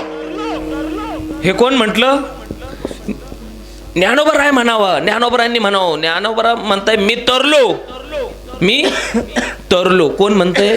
ज्ञानोबाराय म्हणताय की मी तरलो. जर ज्ञानोबाराय म्हणतायत निवृत्तीनाथा मी तुमच्यामुळं तरलो, तर आपण सुद्धा सद्गुरूमुळं तरू शकतो. मग सद्गुरू काय करतात? सोहम बीज तत्व गुरुनाम मंत्र आपल्याला देवाच्या नावाची ओळख करून नामचिंतनासाठी, साधनेसाठी गुरुमंत्र देतात. आणि या रामकृष्ण हरीपासून सुरू झालेला प्रवास, हा गुरु तत्वापासून सुरू झालेला प्रवास हा भगवत तत्वापर्यंत नेऊन पोचवत असतो. हे हे हे हे जे लेकरं दिसतंय ना, तुम्हाला एक सांगेल मी, हे ह्या जन्मात पुण्यवान आहे म्हणून इथं नाचत नाहीये. हे मागच्या जन्माचं पुण्य घेऊन इथं आलेले आहे. हा, हे मागच्या जन्मात भगवंताचे सेवक होते म्हणून इथं लेकरं हे टाळ घेऊन आनंद व्यक्त करताय. नाहीतर हे प्रत्येकाच्या नशिबात नाहीये दादा. हे हे हे लेकरं त्या दिवशी हनुमान भाऊच्या इथं पण होते. आमच्या हनुमान भाऊची फार कष्ट आहे याच्यासाठी. मी म्हणतो हा माणूस मला त्याच्यामुळंच आवडतो. हनुमान भाऊचं माझं नातं जे आहे अनेक दिवसापासून आहे, पण एक शब्द बोलल्यानंतर हनुमान भाऊ दुसरा शब्द कधीच बोलत नाही हो. हो, कधीच नाही, कधीच नाही. इतका मवाळ स्वभावाचा माणूस मी माझ्या उभ्या आयुष्यात पाहिला नाही, उभ्या आयुष्यात पाहिला नाही. उगाच त्यांची स्तुती म्हणून सांगत नाही, पण मनाचा राजा माणूस आहे हनुमान भाऊ आमचे. हो, आणि हे लेकरं घेऊन फिरणं जबाबदारीची गोष्ट आहे, हे सोपं नाही. मी त्या दिवशी बोलून गेलो, आमचे लेकरं दुसऱ्याकडे हरिपाठाला आहे आणि तुम्ही दुसऱ्यांच्या लेकरांना हरिपाठ शिकवताय, हे भाग्याचं लक्षण आहे. असा एखादा हनुमान प्रत्येक गावात जन्माला यायला पाहिजे. असा एखादा हनुमान प्रत्येक गावात जन्माला यायला पाहिजे. तेव्हा रामाचा झेंडा गावेगावी सही सलामत राहील गड्या. कारण वारकरी संप्रदायामध्ये भक्तीचा सगळ्यात मोठा अधिकार जर कोणाचा असेल तर फक्त महादेवाचा 11वा रुद्र अवतार हनुमंतरायाचा आहे. बस, सगळ्यात मोठा भक्तीचा वाटा, सगळ्यात मोठा भक्तीचा वाटा. अहो, भक्तीच्या वाटांना तुकोबारांना भक्ती माहीत नव्हती का? जरा 1 मिनिट घेतो. तुकोबारांना भक्ती माहीत नव्हती का? तुकोबारायांना भक्ती कशी करायची माहीत नव्हती का? माहिती होती. तरी सुद्धा तुकोबारायांनी हनुमंतरायाला विचारावं, काय भक्तीच्या त्या मज दावाव्या. तुकोबारायांना भक्ती माहीत नव्हती, माहीत नव्हती. मग तुकोबारायांनी हनुमंतरायाला का बरं विचारावं? माहिती होती ना. मग तरी तुकोबाराय हनुमंतरायाला, काय भक्तीच्या त्या वाटा ते पैसे देऊन टाका मला जाताना. आता हे तुम्हाला माहिती का कोणते? नाही, ते पैसे म्हटले आम्हाला दोघांना माहिती फक्त. नाही म्हणजे हे उदाहरणासाठी सांगितलं, तुम्ही नका देऊ मला. तुम्ही घाबरले होते आता यांना कोणते पैसे द्यायचे. उदाहरणासाठी सांगतोय, ते पैसे मला देऊन टाका. म्हणजे आमच्या दोघात आहे का नाही? मृदंगाचार्यांना मी म्हणायचं किंवा गायनाचार्यांना मी म्हणायचं, तो राग म्हणा, तो राग. म्हणजे आम्ही त्याच्यावर कधीतरी आधी बोललेलो आहे. आणि आधी करून सांगायचं, हनुमान भाऊनी मला सांगायचं, महाराज तो अभंग घ्या. तो अभंग कुठं? तो तिकडं, तो घेतला तर तो अभंग. मग तो अभंग म्हणजे कोणता? तो अभंग आम्हाला दोघांना माहिती आहे. तुकोबारायांनी म्हणायचं त्या भक्तीच्या वाटा, त्या भक्तीच्या वाटा. म्हणजे तुकोबारायन ते कधीतरी सोबत होते. मग हनुमंतरायाची तुकोबारायांची भेट कधी झाली सल? कधी झाली सल? अहो, प्रत्येक युगामध्ये हनुमंतराय आणि तुकोबाराय सोबत होते ना. जे जे झाले अवतार तुका त्यांच्या बरोबर, तुका त्यांच्या बरोबर, तुका त्यांच्या बरोबर. जे जे झाले अवतार तुका त्यांच्या बरोबर, तुका त्यांच्या बरोबर, तुका त्यांच्या बरोबर. जे जे झाले अवतार तुका त्यांच्या बरोबर. जे जे आतापर्यंत तुकोबारायांचे हनुमंतरायाचे अवतार झाले, प्रत्येक युगामध्ये हनुमंतराय तुकोबारायांच्या सोबत होते. अंगद आणि हनुमंतराय. तसं भक्त प्रल्हाद सोबत होते. म्हणजे सांगायचंय, प्रत्येक युगामध्ये हनुमंतराय त्यांच्या सोबत होते. म्हणून त्या भक्तीच्या वाटा, त्या भक्तीच्या वाटा. हे कोणी? तुकाराम महाराजांनी. म्हणून हनुमंतरायाचं भक्ती तत्व श्रेष्ठ आहे. आणि हनुमंतरायाचं भक्ती तत्व श्रेष्ठ आहे हे तुकाराम महाराजांना माहिती आहे. आणि मग तुकाराम महाराजांना हे माहिती आहे, हे सगळं तुम्हाला आत्तापर्यंत सांगितलं. माळ घाला, गुरु करा, नामजप करा, या 3 गोष्टी सांगितल्या ना. पहिलं सुरू केलं, नामजप करा, माळ घाला, गुरु करा, देवाचं चिंतन करा. का करा? कारण हे आयुष्य निघून चाललंय बाबा. सावध व्हा, सावध. हे सांगू राहिलो किती वेळचं अभंगाचं 2रं चरण. नाशिवंत दे जाणार सकळ, नाशिवंत दे जाणार सकळ, नाशिवंत दे जाणार सकळ, नाशिवंत दे जाणार सकळ, नाशिवंत दे जाणार सकळ, नाशिवंत दे जाणार सकळ. नाशिवंत देह जाणार सकळ नाशिवंत देह जाणार सकळ आयुष्य खातो काळ सावधान आयुष्य खातो काळ सावधान नाशिवंत देह जाणार सकळ नाशिवंत देह जाणार सकळ आयुष्य खातो काळ सावधान आयुष्य खातो काळ सावधान नाशिवंत देह जाणार सकळ नाशिवंत देह जाणार सकळ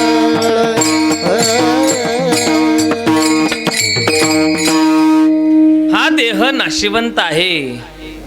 हा मदालसा प्रकरणामध्ये सुद्धा याचं सुंदर वर्णन आलेलं आहे. हा की हा देह नाशिवंत मलमूत्राचा बांधा परिचर्म घातले रे कुर्मी कीटकांचा सांदा. अहो स्मरा रव रव दुर्गंध कुणाला स्मरा. आपल्याकडे वेळ कमी राहिला आता. काय याच्यामध्ये काय नाहीये बाबा सगळे. बरं तुकोबराय सुद्धा म्हणतात बाबा सावध व्हा लवकर सावध व्हा. तुकोबरायांनी काकड्यामध्ये काकड आरतीमध्ये प्रमाण लिहून ठेवलं.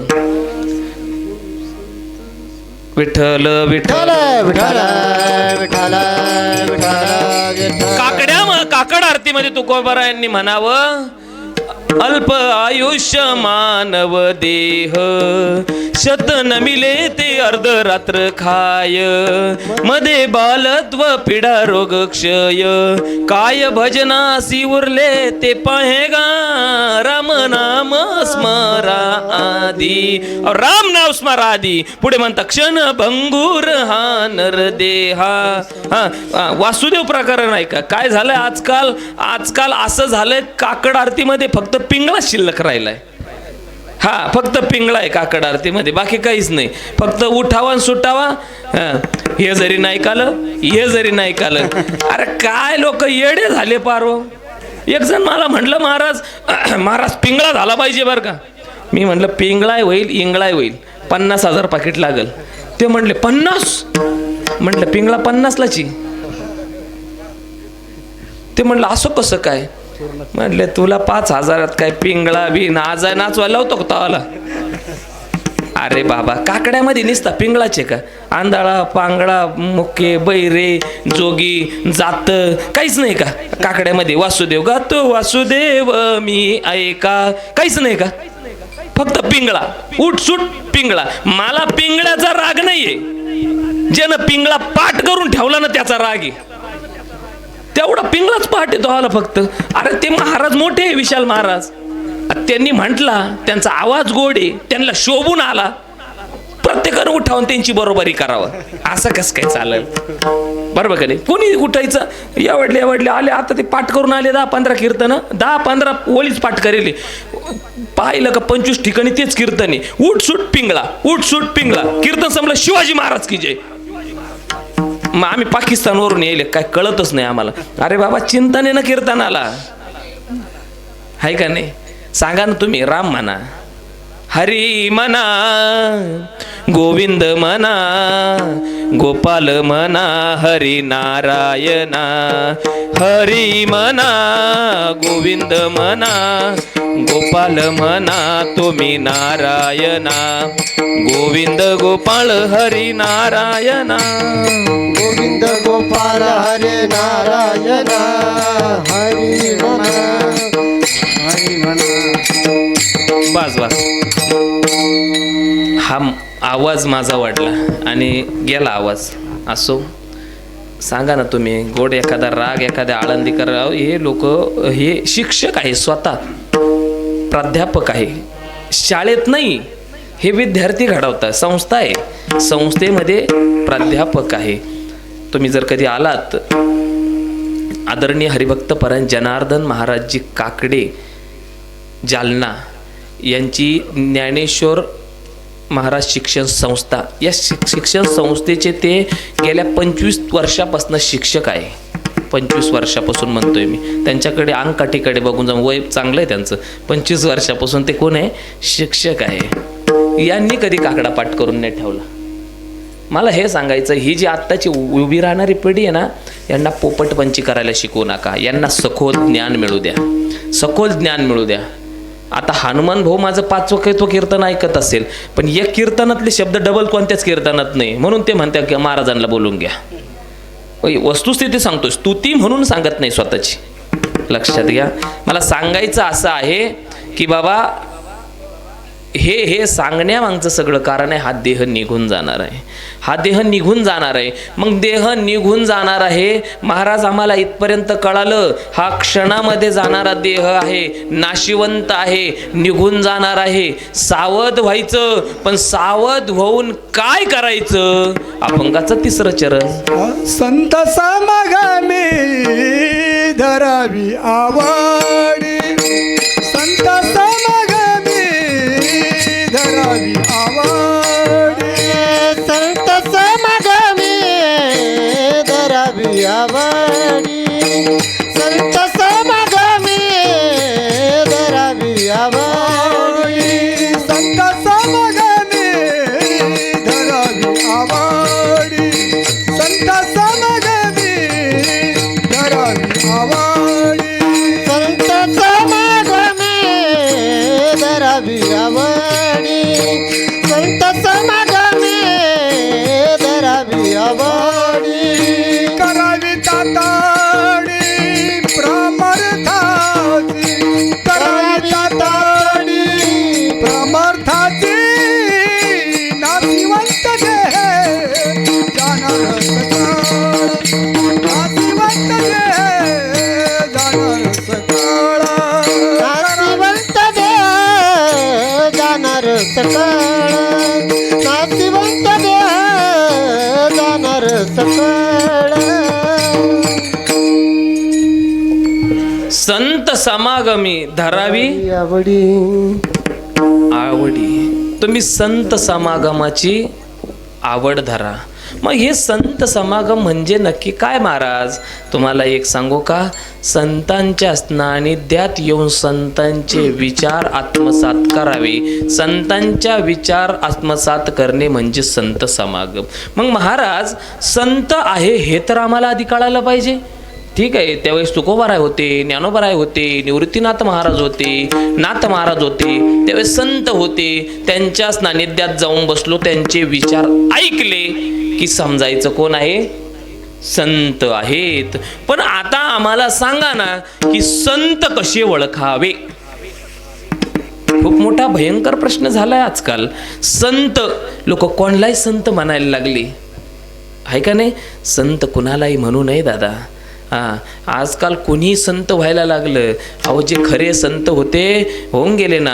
असं काही नाही का आत्ताच्या काळात संत झाले नाही. राष्ट्रसंत जनार्दन स्वामी महाराज संत होऊन गेले. अहो, ज्या माणसाने पोत्यावर जीवन व्यतीत केलं, फक्त पोत्यावर बसून जीवन व्यतीत केलं, जगाच्या कल्याणा संतांच्या विभूती, देह कष्टविती परोपकारे. मला एक सांगा, संत कसं काय ओळखावं असा प्रश्न प्रत्येकाला पडतो. मग आता मी तुम्हाला सांगू का, आपण संत कुणाला म्हणतो? जो आपल्याला उपाय सांगतो, तू असं कर म्हणजे श्रीमंत होशील, आपण त्याला संत म्हणतो. बरोबर?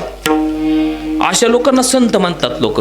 पण ते संत नाही, कारण संत हे तुम्हाला श्रीमंत होण्याचे उपाय कधीच सांगणार नाही. संत हे तुम्हाला मोक्ष प्राप्तीला जाण्याचेच उपाय सांगतील.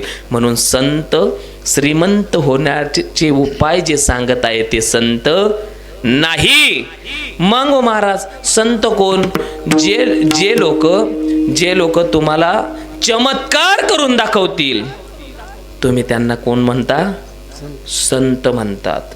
एक लक्षात घ्या, जे लोक चमत्कार करून तुमचं मन आकर्षित करून घेतील ते संत नाही. मग महाराज ज्ञानोबा रायांनी भिंत चालवली. ज्ञानोबा रायांनी भिंत चालवली. हा काय होता? चमत्कार होता. ज्ञानोबा रायांनी रेडा बोलवला. हा काय होता?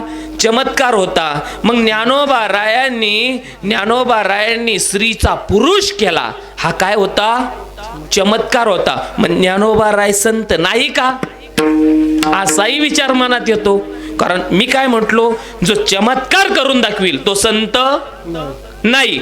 मग ज्ञानोबा रायांनी चमत्कार केले, मग ज्ञानोबा राय संत नाही का? प्रश्न पडतो ना.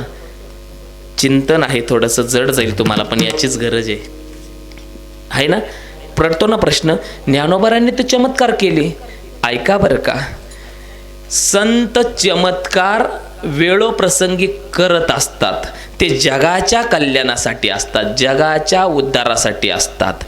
ज्ञानोबा रायांनी भिंत चालवली ही स्वतःची लौकिकता करण्यासाठी नाही, तर चांग देवाचा गर्व हरवण्यासाठी, स्वतःसाठी नाही. चालविली जड भिंती, हरली चांगयाची भ्रांती, हरली चांगयाची भ्रांती, हरली चांगयाची भ्रांती. हा, वेळ कमी राहिला म्हणून माफ करा बरं का. हा, चालविली जड भिंती, हा, चांगदेवाचा गर्व हरण करायचा आहे. स्वतःची लौकिकता म्हणून भिंत चालवली का? नाही. ऐका पुढं. अहो, ज्ञानोबा रायांनी रेड्याच्या मस्तकावर हात ठेवला आणि रेडा वेद बोलला. स्वतःची लौकिकता वाढावी म्हणून नाही, तर द्विजांचं गर्व हरण व्हावं म्हणून. चला पुढे. ज्ञानोबा रायांनी शके 1272 टीका केली. ज्ञानेश्वरी सच्चिदानंद बाबा अधोरे लेखक झाले. सच्चिदानंद बाबांना उठवलं लौकिकता वाढावी म्हणून नाही, तर ज्ञानेश्वरीचं लिखाण पूर्ण करण्यासाठी, जगाच्या कल्याणा संतांच्या विभूती. ज्ञानोबा रायांनी स्त्रीचा पुरुष केला. हा लौकिकतेसाठी नाही, तर ज्ञानोबा रायांनी स्त्रीचा पुरुष याच्या करता केला की संतपण कधी विश्वामध्ये खोटं ठरू नये म्हणून स्त्रीचा पुरुष केला. आतांच्या संतांच्या समोर गेल्यानंतर ते हातातून पैसे पाडून दाखवता. मग जर ते पैसे पाडून दाखवता, तर रिझर्व्ह बँक कशासाठी तयार केली आपण? ते पैशाचे कारखाने कशासाठी तयार केले? हे संत नाही, हे थोतांड आहे. मी स्पष्ट बोलणारा वक्ता आहे. हा, कलियुगी बहु झाले संत, कर्म करुनी म्हणती साधू. कलियुगी बहुती झाली भोंदू. म्हणजे लक्षात घ्या, संत कुणाला म्हणावं हे सांगत होतो. संतांच्या तिसरं चरण चालू आहे. संतांच्या जर सानिध्यात जायचंय, मी तुम्हाला सांगतोय काय करा. तुम्ही पहिल्या चरणात सांगितलं काय करा, क्षणोक्षणी विचार करा. कोणता विचार करा? देवाचा विचार करा. ठीक आहे महाराज, आम्ही ऐकलं, उद्यापासून देवाचा विचार, देव रामकृष्ण हरी रामकृष्ण हरी.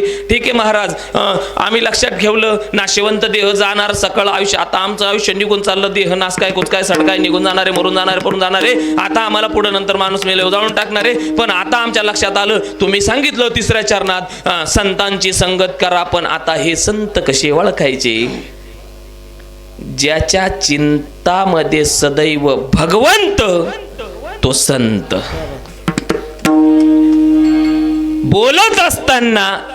बोलत असताना लोकांतच बोलतो, तो संत असू शकत नाही. ज्याच्या चित्तामध्ये क्षणोक्षणी भगवंत ठासून भरलेला आहे, तो संत असेल. जो बोलायला लागला का देवाच्या व्यतिरिक्त काही बोलत नाही, तो संत आहे. अहो, असे अनेक संत आहेत, त्यांनी आजही अंगावर जीर्ण वस्त्र धारण केलेले आहे. हो, तुम्हाला सांगू का, पिसे पण मिरवी काय करतात? पिसे पण मिरवतात, दिसू देत नाही.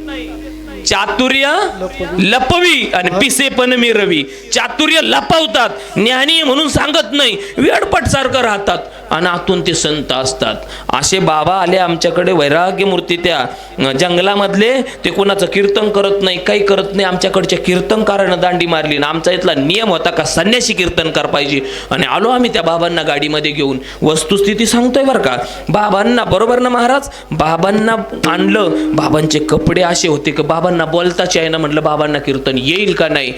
अहो त्यांचं ज्ञान ऐकल्यानंतर आम्हाला लाज वाटायला लागली की काय आपण कीर्तन करतोय. एवढे ज्ञानी पुरुष, चातुर्य लपवी पिसेपण मिरवी, ते संत आहे.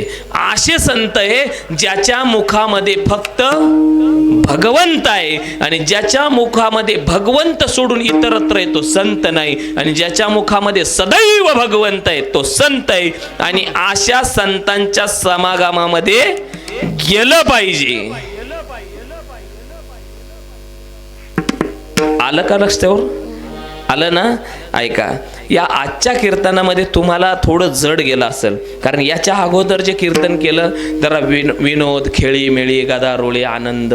पण एक सांगू का, मी कीर्तन सुरू करतानाच सांगितलं, आज कीर्तन सुरू करतानाच सांगितलं, आज फक्त चिंतन सांगणार. विनोद करावं, विनोद कीर्तनामध्ये करावा, नक्कीच करावा, पण कुठपर्यंत माहिती का, त्याच्या काही मर्यादा ठरलेल्या आहेत. हा ठीक आहे ना, एखादा दृष्टांत सांगत असताना संभ्रमाने घडलेला विनोद, पण खूपच विनोदी कीर्तन करायचं. आणि त्यातल्या त्यात आत्ताची जी परिस्थिती, हा जो परिवार आहे ना, हा परिवार आहे ना नथुभाऊंचा, ह्या परिवाराची एक नाळ माझ्याशी जोडली गेलेली आहे. हे लोक जीवाचे झाले माझे. आज आज ह्या परिवारातला माणूस जाऊन वर्ष झालं. आमचे भगवान भाऊ निघून गेले. ह्या परिवारातला माणूस जाऊन वर्ष झालं. तुम्हाला सांगू का, त्यांना जेवढं दुःख आहे तेवढं मला सुद्धा वाटतं. आणि अशा परिस्थितीमध्ये चिंतना व्यतिरिक्त मी तरी काही सांगू शकत नाही. एक भगवंत सांगावा की मला एवढी समज या कीर्तनातून द्यावा वाटत होती की बाबा एक दिवस सगळ्यांना, याचा सगळ्यांचा या सगळ्या गोष्टींचा सार काय माहिती का, एक दिवस आपल्याला निघून जायचंय. या परिवारातला आमचे भगवान भाऊ निघून गेले. अहो 3 वर्षाची कन्या आहे पाठीमाग. अहो ते का तुकोबाराय होते का भागीरथीने हाक मारलीन बाबा पळत आले? नाही हो. एक लक्षात घ्या, एका मुलीचा सगळ्यात मोठा आधार जगातला, म्हणतोय बरं का, जगातला सगळ्यात मोठा आधार जर कोणी असेल तर तिचा बाप असतो. अहो हे लेकरू मोठं होईल, हे लेकरू मोठं होईल, तिला तिचा बाप सुद्धा आठवणार नाही. किती अवघड परिस्थिती आहे. अशा परिस्थितीमध्ये आपुल्या करी पिंडदान दिल्यानंतर हे हरिभजन जर झालं नाही तर माणसाला मोक्ष प्राप्त होत नाही. आणि त्यासाठी या परिवाराचा चाललेला अट्टहास का, ठीक आहे ना, अकस्मित मृत्यू माझी आमचं लेकरू निघून गेला असेल, पण आमचं लेकरू निघून गेल्यानंतर ते मोक्षाचा अधिकारी व्हावं, त्याला मोक्ष प्राप्त व्हावा, म्हणून चाललेला हा सगळा खटाटोप आहे. हो, म्हणून चाललेला हा सगळा खटाटोप आहे. नाहीतर घरामध्ये दुःखाचं सावट हे दुःखाचं ओझं छोटं ओझं नाही आहे, छोटं ओझं नाही आहे. अहो घरातला करता पुरुष निघून जातोय, सोपी गोष्ट आहे? अहो ज्या दिवशी त्या मुलीचं लग्न ठरेल ना, या कन्याचं लग्न ठरेल ना दादा, अरे तिला जगातलं सगळं सुख मिळेल, सगळं सुख मिळेल. पण ती पोरगी, ही कन्या ज्यावेळेस मोठी होईल ना, विवाह बंधनामध्ये अडकून स्वतःच्या सासरला ज्या दिवशी जाईल ना, त्या दिवशी प्रत्येक मुलीला गरज असते ती आपल्या बापाच्या खांद्याची. ती मुलगी त्या दिवशी बापाच्या समोर येते आणि त्या बापाला गळ्याला बिलगून मिठी मारून कडकडून बाबा म्हणून हंबारडा फोडते, ढसा ढसा ढसा ढसा रडते. तो दिवस या मुलीच्या आयुष्यात कधीच येणार नाहीये. हा परिवार फार सोज्वळ परिवार आहे. आमच्या नथुभाऊंचा फार गोड स्वभाव आहे, पण काय करणार, देवाने हे अघटित असं लिहून ठेवलं, काळाने घाला घातला आणि आमच्या भगवान भाऊला घेऊन गेले. असं दुःख कोणावर येऊ नये गड्या, कारण हे दुःख 3 दुःख आहेत. एक लहानपणी वडील जाऊ नये, लहान बाळाचे वडील जाऊ नये, पाप त्यांना आठवत नाही. तरुणपणामध्ये पती जाऊ नये, तरुणपणामध्ये पती सोडून जाऊ नये, आणि म्हातारपणामध्ये मुलगा सोडून जाऊ नये. हो ठीक आहे ना, नाचकाय सडकाय कुचकाय देह जाणार आहे, पण वेळेत गेला पाहिजे गड्या. अहो या परिवारावर 3 दुःख एकखट्टे आले ना. आज म्हाताऱ्या आई वडिलांचा करता पोरगा निघून गेला. एक लहान चिमुकलं चिमणी 3 वर्षाच्या लेकराचा बाप हरवला आणि भर तारुण्यामध्ये आमच्या ताईचा कुंकू हरवलं. दादा, हे दुःख छोटं नाहीये. म्हणून सगळ्यांनी आजचं जे पुण्य आहे ते आपल्या भगवान भाऊसाठी यमाच्या दरबारामध्ये 84,000 योजन चालून गेलेला तो जीवात्मा असतो आज यमाच्या दरबारामध्ये उभा. आणि यमाच्या दरबारामध्ये उभा असणारा जीवात्मा केलेल्या पुण्याचा आणि पापाचा आज मोजमाप करत असतो. तो आजचा दिवस शेवटची घटिका आणि आजच्या दिवशी आपण पिंडदान करून पुण्य देत असतो आणि सोबत हरिहर नावाची बोंब मारून त्याला आधार देत असतो. आज सांगायचं, देवा आमचं आजचं सगळं पुण्य आमच्या भगवान भाऊला दे, पण त्याला मोक्ष प्राप्त करून दे. त्याच्या लेकराला वरून त्याने आशीर्वाद दिला पाहिजे. ज्यावेळेस आपण त्याला मोक्ष प्राप्तीसाठी पुण्य प्रदान करतो, तुका म्हणे पितृ आशीर्वाद देती कल्याण इच्छिती, त्या कन्येला तो वरून आशीर्वाद दिल्याशिवाय राहणार नाही. म्हणून आजच्यासाठी मी कधी म्हणत नाही, तुम्ही खूप कीर्तन ऐकले माझे, मी कधीच म्हणत नाही टाळी वाजवा नाही तर नका वाजू. ज्याची त्याची पापाची होळी होती टाळी वाजवली, पण आज टाळी स्वतःसाठी वाजू नका. आज टाळी त्या भगवान भाऊसाठी, त्याला पुण्य मिळण्यासाठी वाजवायची. सगळ्यांनी हात वर करा.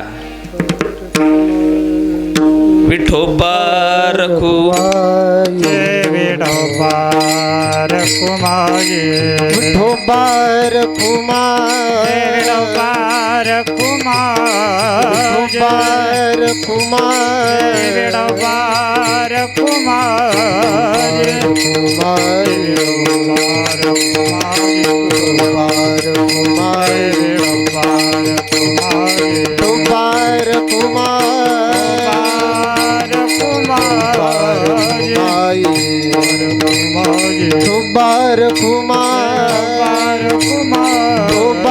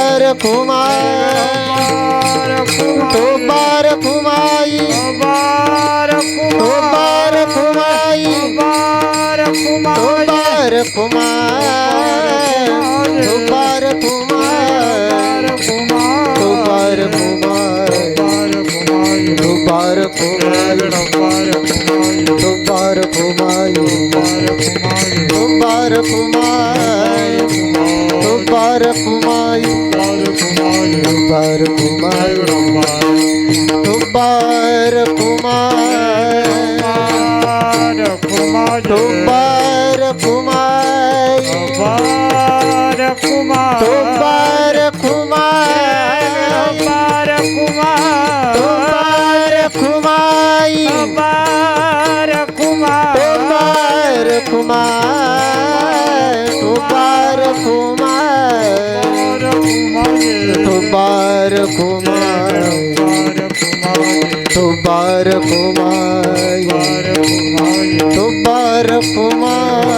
विठोबा रखुमाई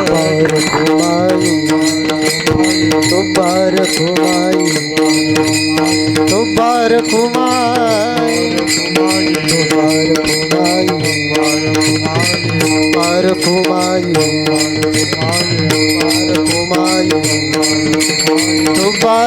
रखुमाई Bye.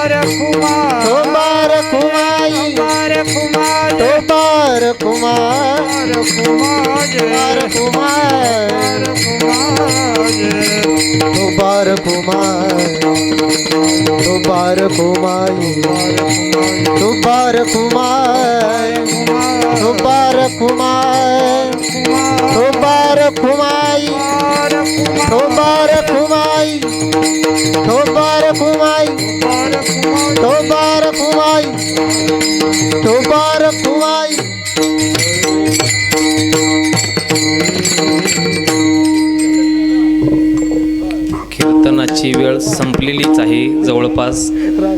आजचं कीर्तन थोडंसं जड तुम्हाला गेलं असेल. खूप चिंतन महाराजांनी अगदी चिंतन सांगितलं, पण प्रसंग तसा आहे मला नाही वाटलं, होय का नाही. आज घरातला तरुण मुलगा होता, करता मुलगा होता.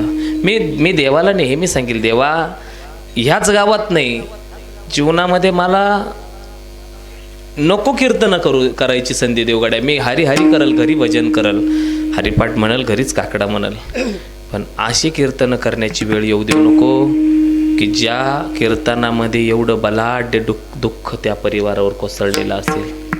कारण ज्या वेळेस आपण त्या परिवाराशी जोडल्या जातो त्या दिवशी आपल्याला कळतं की काय दुःख असेल. कारण सोप्या गोष्टी नाही. घरातला करता पुरुष जातो, सगळं अस्तव्यस्त होऊन जात असतं. सोप्या गोष्टी या नाही आहे. म्हणून चला आता आत्तापर्यंत चिरंजीवी सोडले तर या विश्वामध्ये कोणी थांबलं नाही. जातस्य हि ध्रुव मृत्यू ध्रुवम जन्म मृतस्य च तस्मादे परिहार्यते नत्वम सोचितु मरहसी किंवा उपजेते नाशे नासले ते पुनरपी दिसे हे घटिका यंत्र जैसे परिभ्रमिका. एक दिवस सगळ्यांना जायचंय, हा जगाचा नियम आहे. पर जायचं सगळ्यांना आहे, पण आपण काय करतोय, आपल्या डोळ्यांवर ना धोकं बांधलेलं आहे, भ्रम बांधलेला आहे, भ्रांती आलेली आहे. काय भ्रांती आलेली आहे माहिती आहे का? आपल्या डोळ्यांवर भ्रांती आलेली आहे. भ्रांत तुकोबरायांचा निवृत्तीनाथांचा एक अभंग आहे, निवृत्तीनाथांसाठी लिहिलेला ज्ञानोबरायांचा अभंग आहे. सकळ ही तीर्थे निवृत्तीच्या पायी तेथे बुडी दे माझे मना, आता मी न करी भ्रांतीचे भ्रमण, आता मी न करी भ्रांतीचे भ्रमण. मी भ्रांतीचं भ्रमण करणार नाही. का म्हणताय माहिती का असं? कारण डोळ्यावर आलेली भ्रांत सद्गुरूंच्या कृपेने दूर झाली. आता मी न करी, मला सकाळी तीर्थ निवृत्तीनाथांच्या चरणावर दिसले, आता मी न करी भ्रांतीचे भ्रमण, वृत्तीसी मार्जन केली असे एक कारणाव झाला, तरंग बुडाला तैसा देह झाला एक रूप. एक कारणाव झाला, बाप रकुमा देवी वरू विठ्ठले नवल पै केले, तारू हरपले मृगजळी. आपल्याला काय झाली? भ्रांत झाली. कशी भ्रांत झाली सांगू का? तारू हरपले मृगजळी. तारू म्हणजे मन, मृग म्हणजे हरिण, जळ म्हणजे हरणाला दिसणारं पाणी. आपण ज्यावेळेस रस्त्याने जातो तेव्हा उन्हाच्या झळाया आपल्याला त्या रस्त्यावर दिसतात, आणि त्या उन्हाच्या झळाया आपल्याला रस्त्यावर दिसल्या तर आपल्याला वाटतं तिथं काय आहे? पाणी. तसं त्या हरणाला जंगलामध्ये पळताना वाटतं पुढं काय आहे? पाणी आहे. आपल्यालाही तसंच वाटतं पुढं काय आहे? पाणी. पण ते पाणी आहे का? ते काय आहे? उन्हाच्या झळाया आहे. तारू म्हणजे मन, तारू हरपले मृगजळी म्हणजे त्या डोळ्यांना काय झाली? भ्रांत झाली. काय भ्रांत झाली? तिकडं काय आहे? पाणी. पण ते मुळात पाणी नाही. संसारामध्ये तसंच झालंय आपल्याला. आपण ही लोकीचा व्यवहार करत असताना आपल्याला वाटतं तिथं सुखे, तिथं सुखे, तुथं सुखे. हरिण पळत राहतं आणि ते मृगजळ सुद्धा पुढं पळत राहतं. तसंच संसारात आहे. आपण पळत राहतो, सुख पुढं पळत राहतं, सुख आपल्या पुढं पळत राहतं. हे सुख रात्रंदिवस तळमळ सुखासाठी चाललेली असताना सुद्धा सुख कोणाच्या आजपर्यंत हाताला लागलं नाही. म्हणून ह्या डोळ्यांमधली भ्रांत बाजूला काढायची आणि काय करायचं? देवाला डोळ्यात बसवायचं. देवाला डोळ्यात बसवायचं म्हणजे काय? देखीला नयनी बैसला म्हणी. आणि मग मनात बसला आणि एकदा का पंढरपूरचा पांडुरंग पाहिला, आता दृष्टी न फिरे. पहिलं काय सांगितलं? देखीला नयनी. नयन म्हणजे डोळे. देखीला नयनी बैसला म्हणी. आणि एकदा का डोळ्याने पाहिला, आता दृष्टीनं फिरे माघारी. पुन्हा माघारी जावं वाटलं नाही पाहिजे. आणि मी त्या दिवशी एक दृष्टांत सांगितला. तो दृष्टांत असा होता, इथं कोणीतरी होतं, त्यांनी लय हसवलं त्या दृष्टांतावरून आम्हाला. आपल्या गावात नदी असते ना, आहे ना नदी, त्या नदीमध्ये पाणी असतं. पाणी असतं ना. पाण्यामध्ये काय असतं? मासे. पाण्यामध्ये हात घालायचा आणि मासा पकडायचा. काय करायचं? मासा पकडायचा आणि पकडलेला मासा वर काढायचा आणि काय करायचं? काय करायचं? इकडं त्या दिवशी म्हणे खाऊन घ्यायचं म्हणे. कोण होतं? ही खाली बसली ती. हा, ही दीदी आमची. हा, नाही गोड सगळ्या आमच्या, माझ्या मुली शोभतात सगळ्या. माझी मुलगी अशी एवढीच मस्त, सगळ्या गोड माझ्या कन्याच एकदम. मेराई, मुक्ताई सगळ्या बरं का, गोड सगळ्या. पाण्यातला मासा काय करायचा? खाऊन नाही घ्यायचा, त्याच्याकडे पाहायचं. तो मासा काय करतो माहिती का? तडफड तडफड तडफड तडफड तडफडतो. आता तो जीवना वेगळी मासुळी आणि तैसा तुका तसा तडफडला पाहिजे माणूस देवासाठी. पाण्यातला मासा बाहेर काढला देवासाठी का तडफडतो, तसा देवासाठी तडफडला पाहिजे. ऐसे झाले माझ्या जीवा आणि केव्हा भेटशी केशवा. देव जोपर्यंत भेटत नाही तोपर्यंत माणूस असा तडफडला पाहिजे. इह लोकीतले सगळे व्यवहार बाजूला करून डोळ्यावरची भ्रांत बाजूला करा आणि देवाला शरण जा. अभंगाचं शेवटचं चरण. तुका म्हणे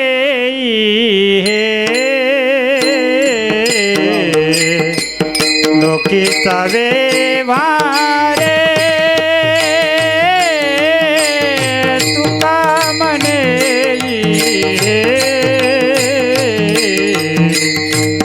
लोकीचा व्यवहार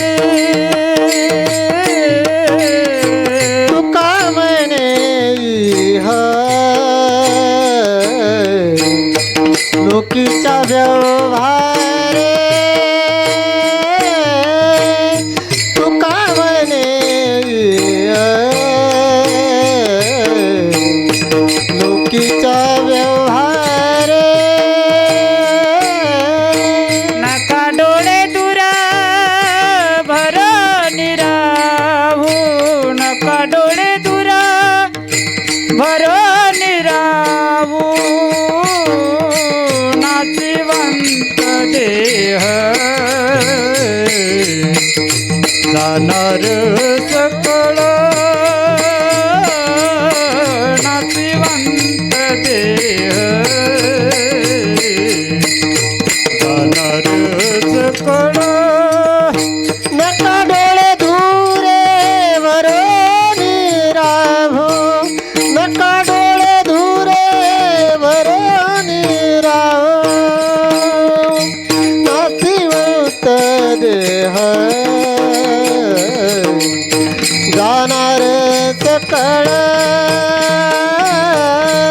नाशिवंत देह जाणार सकळ. अभिषेका तू काळ सावधान,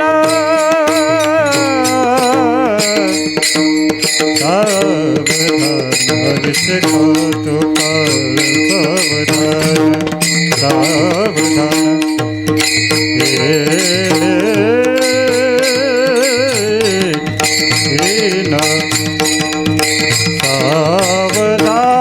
अभिषेका तो काळचा सावधान,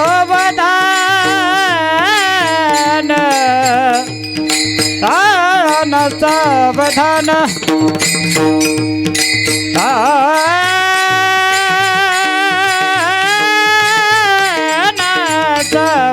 अभिषेका तो काळ सावधान, पैसे खातो काळ सावधान.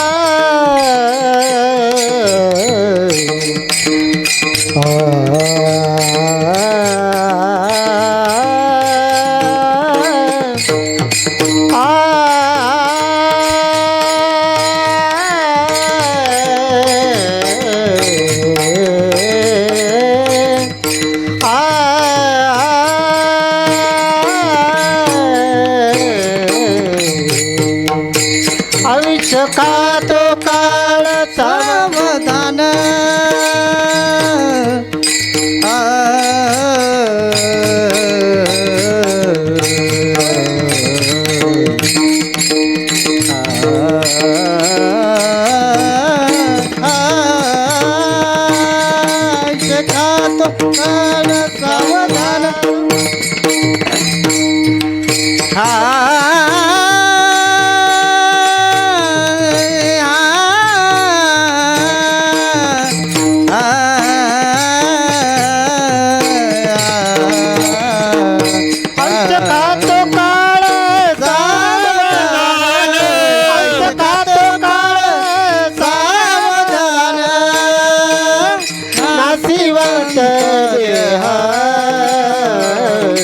जाणार सकळ नाशिवंत देह जाणार सकळ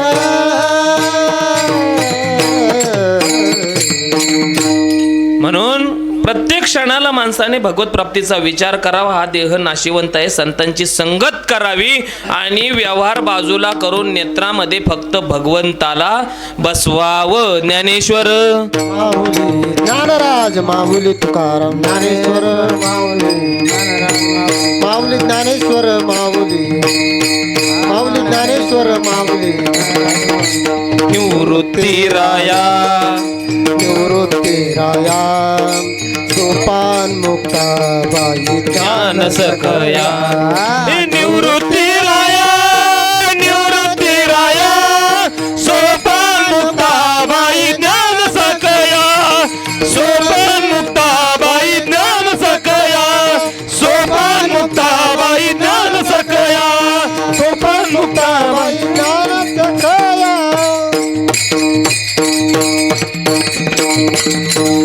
अगदी धावत्या वेळामध्ये आज चिंतन रूपी सेवा मांडण्याचा प्रयत्न केला. ठीक आहे, या परिवारावर फार मोठा दुःखाचा डोंगर जरी कोसळला असला तरी सुद्धा भगवत चिंतन भगवत सेवेसाठी आपलं जीवन सत्य कर्म हे अविरत चालू ठेवावं. कारण एक लक्षात ठेवा, सत्य कर्म व्हावे साह्य, आणि असं केल्यानंतर नारायण तुमच्यावर प्रसन्न होत असतात. आता जे होणी न होणी ह्या गोष्टी झाल्या, आकस्मिक मृत्यू आहे. एक लक्षात घ्या, कोरोनाच्या काळामध्ये घराची घरं वसाड पडली. घरामध्ये 14, 15, 18 लोक होते, 18चे 18 गेली. कोणाच्या घरात लहान लेकरू राहिलं. ह्या आमच्या गावाजवळ एक जण होतं, म्हणजे बाजूच्या गावचे लोक रडत होते. जाऊ दे, आता होणारी गोष्ट आहे. कोरोनासारख्या परिस्थितीमध्ये आम्ही काही लोकांना, गायकांना आधी कोरोनाच्या आधी भेटलो आणि दुसऱ्यादा जेव्हा कोरोना संपल्यावर मला तिथं तारीख आली, आम्ही म्हटलं आमके, ते म्हटले ते गेले. म्हणजे इतकी परिस्थिती अवघड झाली होती. म्हणून एकच लक्षात ठेवायचं, भगवंताने आपल्याला एवढ्या मोठ्या महामारीतून इथपर्यंत आणलंय ना, आता त्याचं चिंतन करायचं, त्याची सेवा करायची, त्याच्या सेवेच्या मागे लागायचं, त्याचं चिंतन हृदयामध्ये बसवायचं, त्याला हृदयामध्ये बसवायचं. अंतकाळी एकच गोष्ट आहे, अंतकालेच मामेव स्मरमुक्ती कले. एक लक्षात ठेवा, शेवटच्या क्षणाला देवाचं नाव मुखात आलं पाहिजे, एवढी तयारी करायची, बाकीची काही नाही. अहो भीष्म पितामह होते, अहो देव समोर उभे राहिले, देव म्हणले पितामह, देवाला म्हणले गप. कोण? भीष्म पितामह. गप म्हणे. म्हणलं काय झालं? देवाला म्हणे देवा शांत राय. का? शांताकारम भुजगशयनम विश्वाधारम गगन सदृशम मेघवर्ण शुभांगम लक्ष्मण. काय? देवाची 1000 नावं घेतली आणि आता बोल तुला काय पाहिजे म्हणे. देव म्हणे मला नाही काय पाहिजे, मी देव आहे, तुम्हाला काय पाहिजे ते सांगा. त्यावेळेस भीष्म पितामह म्हटले अरे मला कुठं काय पाहिजे, अरे मला जे पाहिजे ते सगळं मिळालं ना. तू माझ्या नजरेसमोर आहे आणि माझ्या मुखात तुझं नाव आहे मरताना, याच्यापेक्षा मला जास्त काही नको. प्रत्येकाने जीवनामध्ये शेवटचा संकल्प करायचा का देवा एक दिवस मला जायचंय, पण जाताना तुझं नाव माझ्या मुखात पाहिजे, बस जीवन जिंकलो आपण. एवढं लक्षात ठेवा. एवढं बोलून आजच्या कीर्तनाला पूर्णविराम. बोलण्यासारखं भरपूर वेळ संपली, पण एवढं बोलून आजच्या कीर्तनाला पूर्णविराम देण्याचा प्रयत्न करतो. आजच्या कीर्तनासाठी मृदंगाचे सुंदर वादक असे असणारे मृदंगाचार्य हरिभक्त परायण आदिनाथ महाराज पगार त्र्यंबकेश्वर या ठिकाणी उपस्थित झाले, त्यांच्यासाठी टाळी वाजवा. त्याचबरोबर हे बालगोपाल भजनी मंडळ सगळे, हे लहान लहान माझ्या छोट्या बहिणीसारख्या, माझ्या मुलीसारख्या ह्या कन्या, यांच्यासाठी सगळ्यांनी टाळ्या वाजवा. हे बालगोपाळ, हे अगदी लहान गोड सगळे हरिपाठ त्यांचा पाठ आहे बरं का, हुशार लेकर आहे, टाळी वाजवा त्यांच्यासाठी. आणि आमच्या हनुमान भाऊंनी ह्या लेकरांना तयार करून घेतलं, त्या हनुमान भाऊसाठी सगळ्यांनी टाळी वाजवा. हे परिसरातीलच सगळं भजनी मंडळ, सगळं गावकरी आणि भजनी मंडळ, आमचे चोपदार काका या ठिकाणी, त्यांना मी सांभाळायला पाहिजे पण ते मला सांभाळताय, चांगलं आहे. त्यांच्यासाठी टाळी वाजवा. त्यांचा नातू सुद्धा टाळ वाजवायला आणलाय त्यांनी, आहे ना. गायन सुंदर केलं महाराजांनी, तुम्ही सुंदर सगळे गायक वृंद सगळे आमच्याबरोबर आलं. आमचे आदरणीय हरिभक्त परायण दिलीप महाराज भोये, हे तुमच्याच परिसराचं वैभव आहे, दलपतपूरचे ते आहेत. नाशिकला आता सध्या ते वास्तव्यास आहे, ते माझ्यासोबत इकडच्या परिसर मला माहीत नाही म्हणून नेहमी सोबत असतात रस्ता दाखवायला. असा कोणीतरी सारथी असावा रस्ता दाखवण्यासाठी, आहे का नाही. भगवान भगवान गोपालकृष्णाने अर्जुनाला रस्ता दाखवला, म्हणजे रस्ता दाखवण्याचं काम फार मोठं आहे, फार मोठं आहे का नाही? निस्ता दाख पंचजन्य ऋषिकेश दत्त धनंजय पंढरदत्त महाशंक भीमकर शंख घेऊन धनुष्य घेऊन रस्ता दाखवला, कमीत कमी टाळ घेऊन तर रस्ता दाखवत्या ना. चांगलं तुमच्याच परिसराचं वैभव आहे. आणि आदरणीय हरिभक्त पारायण माझ्यासोबत आलेले प्रवीण महाराज शिंगाडे परभणीकर, जे ज्ञानेश्वर महाराज शिक्षण संस्थेमध्ये अध्यापक आहे, असे असणारे आमचे प्रवीण महाराज शिंगाडे परभणीकर, त्यांच्यासाठी टाळी वाजवा. आमचे विनेकरी बाबा, सुंदर विण्याची सेवा त्यांनी दिली, त्यांच्यासाठी टाळी वाजवा. आमचे हार्मोनियम वादक, अतिशय हुशार, तज्ज्ञ आणि चाणाक्ष हार्मोनियम वादक म्हणून सुंदर, त्यांच्यासाठी टाळी वाजवा. या परिसरामध्ये नाशिक जिल्ह्यामध्ये नंबर 1ला असणारी माझी माऊली यूट्यूब चॅनल, आमचे रवींद्र दादा स्वतः चॅनल घेऊन या ठिकाणी उपस्थित झाले, त्यांच्यासाठी टाळी वाजवा. यांचे व्हिडिओ महाराष्ट्रभर जातात, महाराष्ट्राच्या बाहेर सुद्धा जातात. अतिशय प्रसिद्ध, जीवाचा माणूस आहे माझा. आणि माणूस जीवाचा असला का पैशाचं मोल राहत नाही. त्याला म्हटलं तुम्हाला जायचं आहे, हे सगळे नथुभाऊंचा परिवार माझा परिवार आहे, त्याच्यासाठी तुम्हाला यावं लागेल. आले ते हां. आणि आपण सगळे पाहुणे मंडळी, गावकरी असतील, सगळे या ठिकाणी त्यांच्या दुःखात सहभागी होण्यासाठी आपण या ठिकाणी उपस्थित झाला. आपले या ठिकाणी वक्ता या नात्याने आभार मानतो आणि कीर्तनाला पूर्णविराम देण्याचा प्रयत्न करतो. पण कीर्तनाला पूर्णविराम देण्याचा वेळ तर एखाद्याचं नाव राहिलं असेल, आमचे मोहन भाऊ पाठीमागं बसलेले आहेत, एखाद्याचं नाव राहिलं असेल, आमच्या ताई आहे इकडं, आमच्या वनिता ताई, सगळे परिचय झाला परिवाराचा. आणि जरी राहिलं असेल तर एक शेवटचं माझं नाव तुम्हाला घेतो, ते नेहमीच आहे माझं, ऐका. भगवान त्र्यंबकेश्वराच्या शिवलिंगावर बेल वाहतो वाकून, भगवान त्र्यंबकेश्वराच्या शिवलिंगावर बेल वाहतो वाकून, आणि तुमच्या सगळ्यांचं नाव घेतो विश्वगुरु निवृत्तीनाथांचा मान राखून, विश्वगुरु निवृत्तीनाथाचा. आता एखादा राहिला असेल त्याने राग भरू नका, या परिवाराचं दुःख फार मोठं आहे, त्याच्या दुःखामध्ये तुम्ही सहभागी झालात, तुमचे सगळ्यांचे मनापासून आभार. विठ्ठल जय जय विठ्ठल, जय विठ्ठल जय जय विठ्ठल, जय विठ्ठल जय जय विठ्ठल, जय विठ्ठल जय जय. बोले पुरे करा क्षमा करा महाराज, नाही विचारला भिकार आपला, करा क्षमा.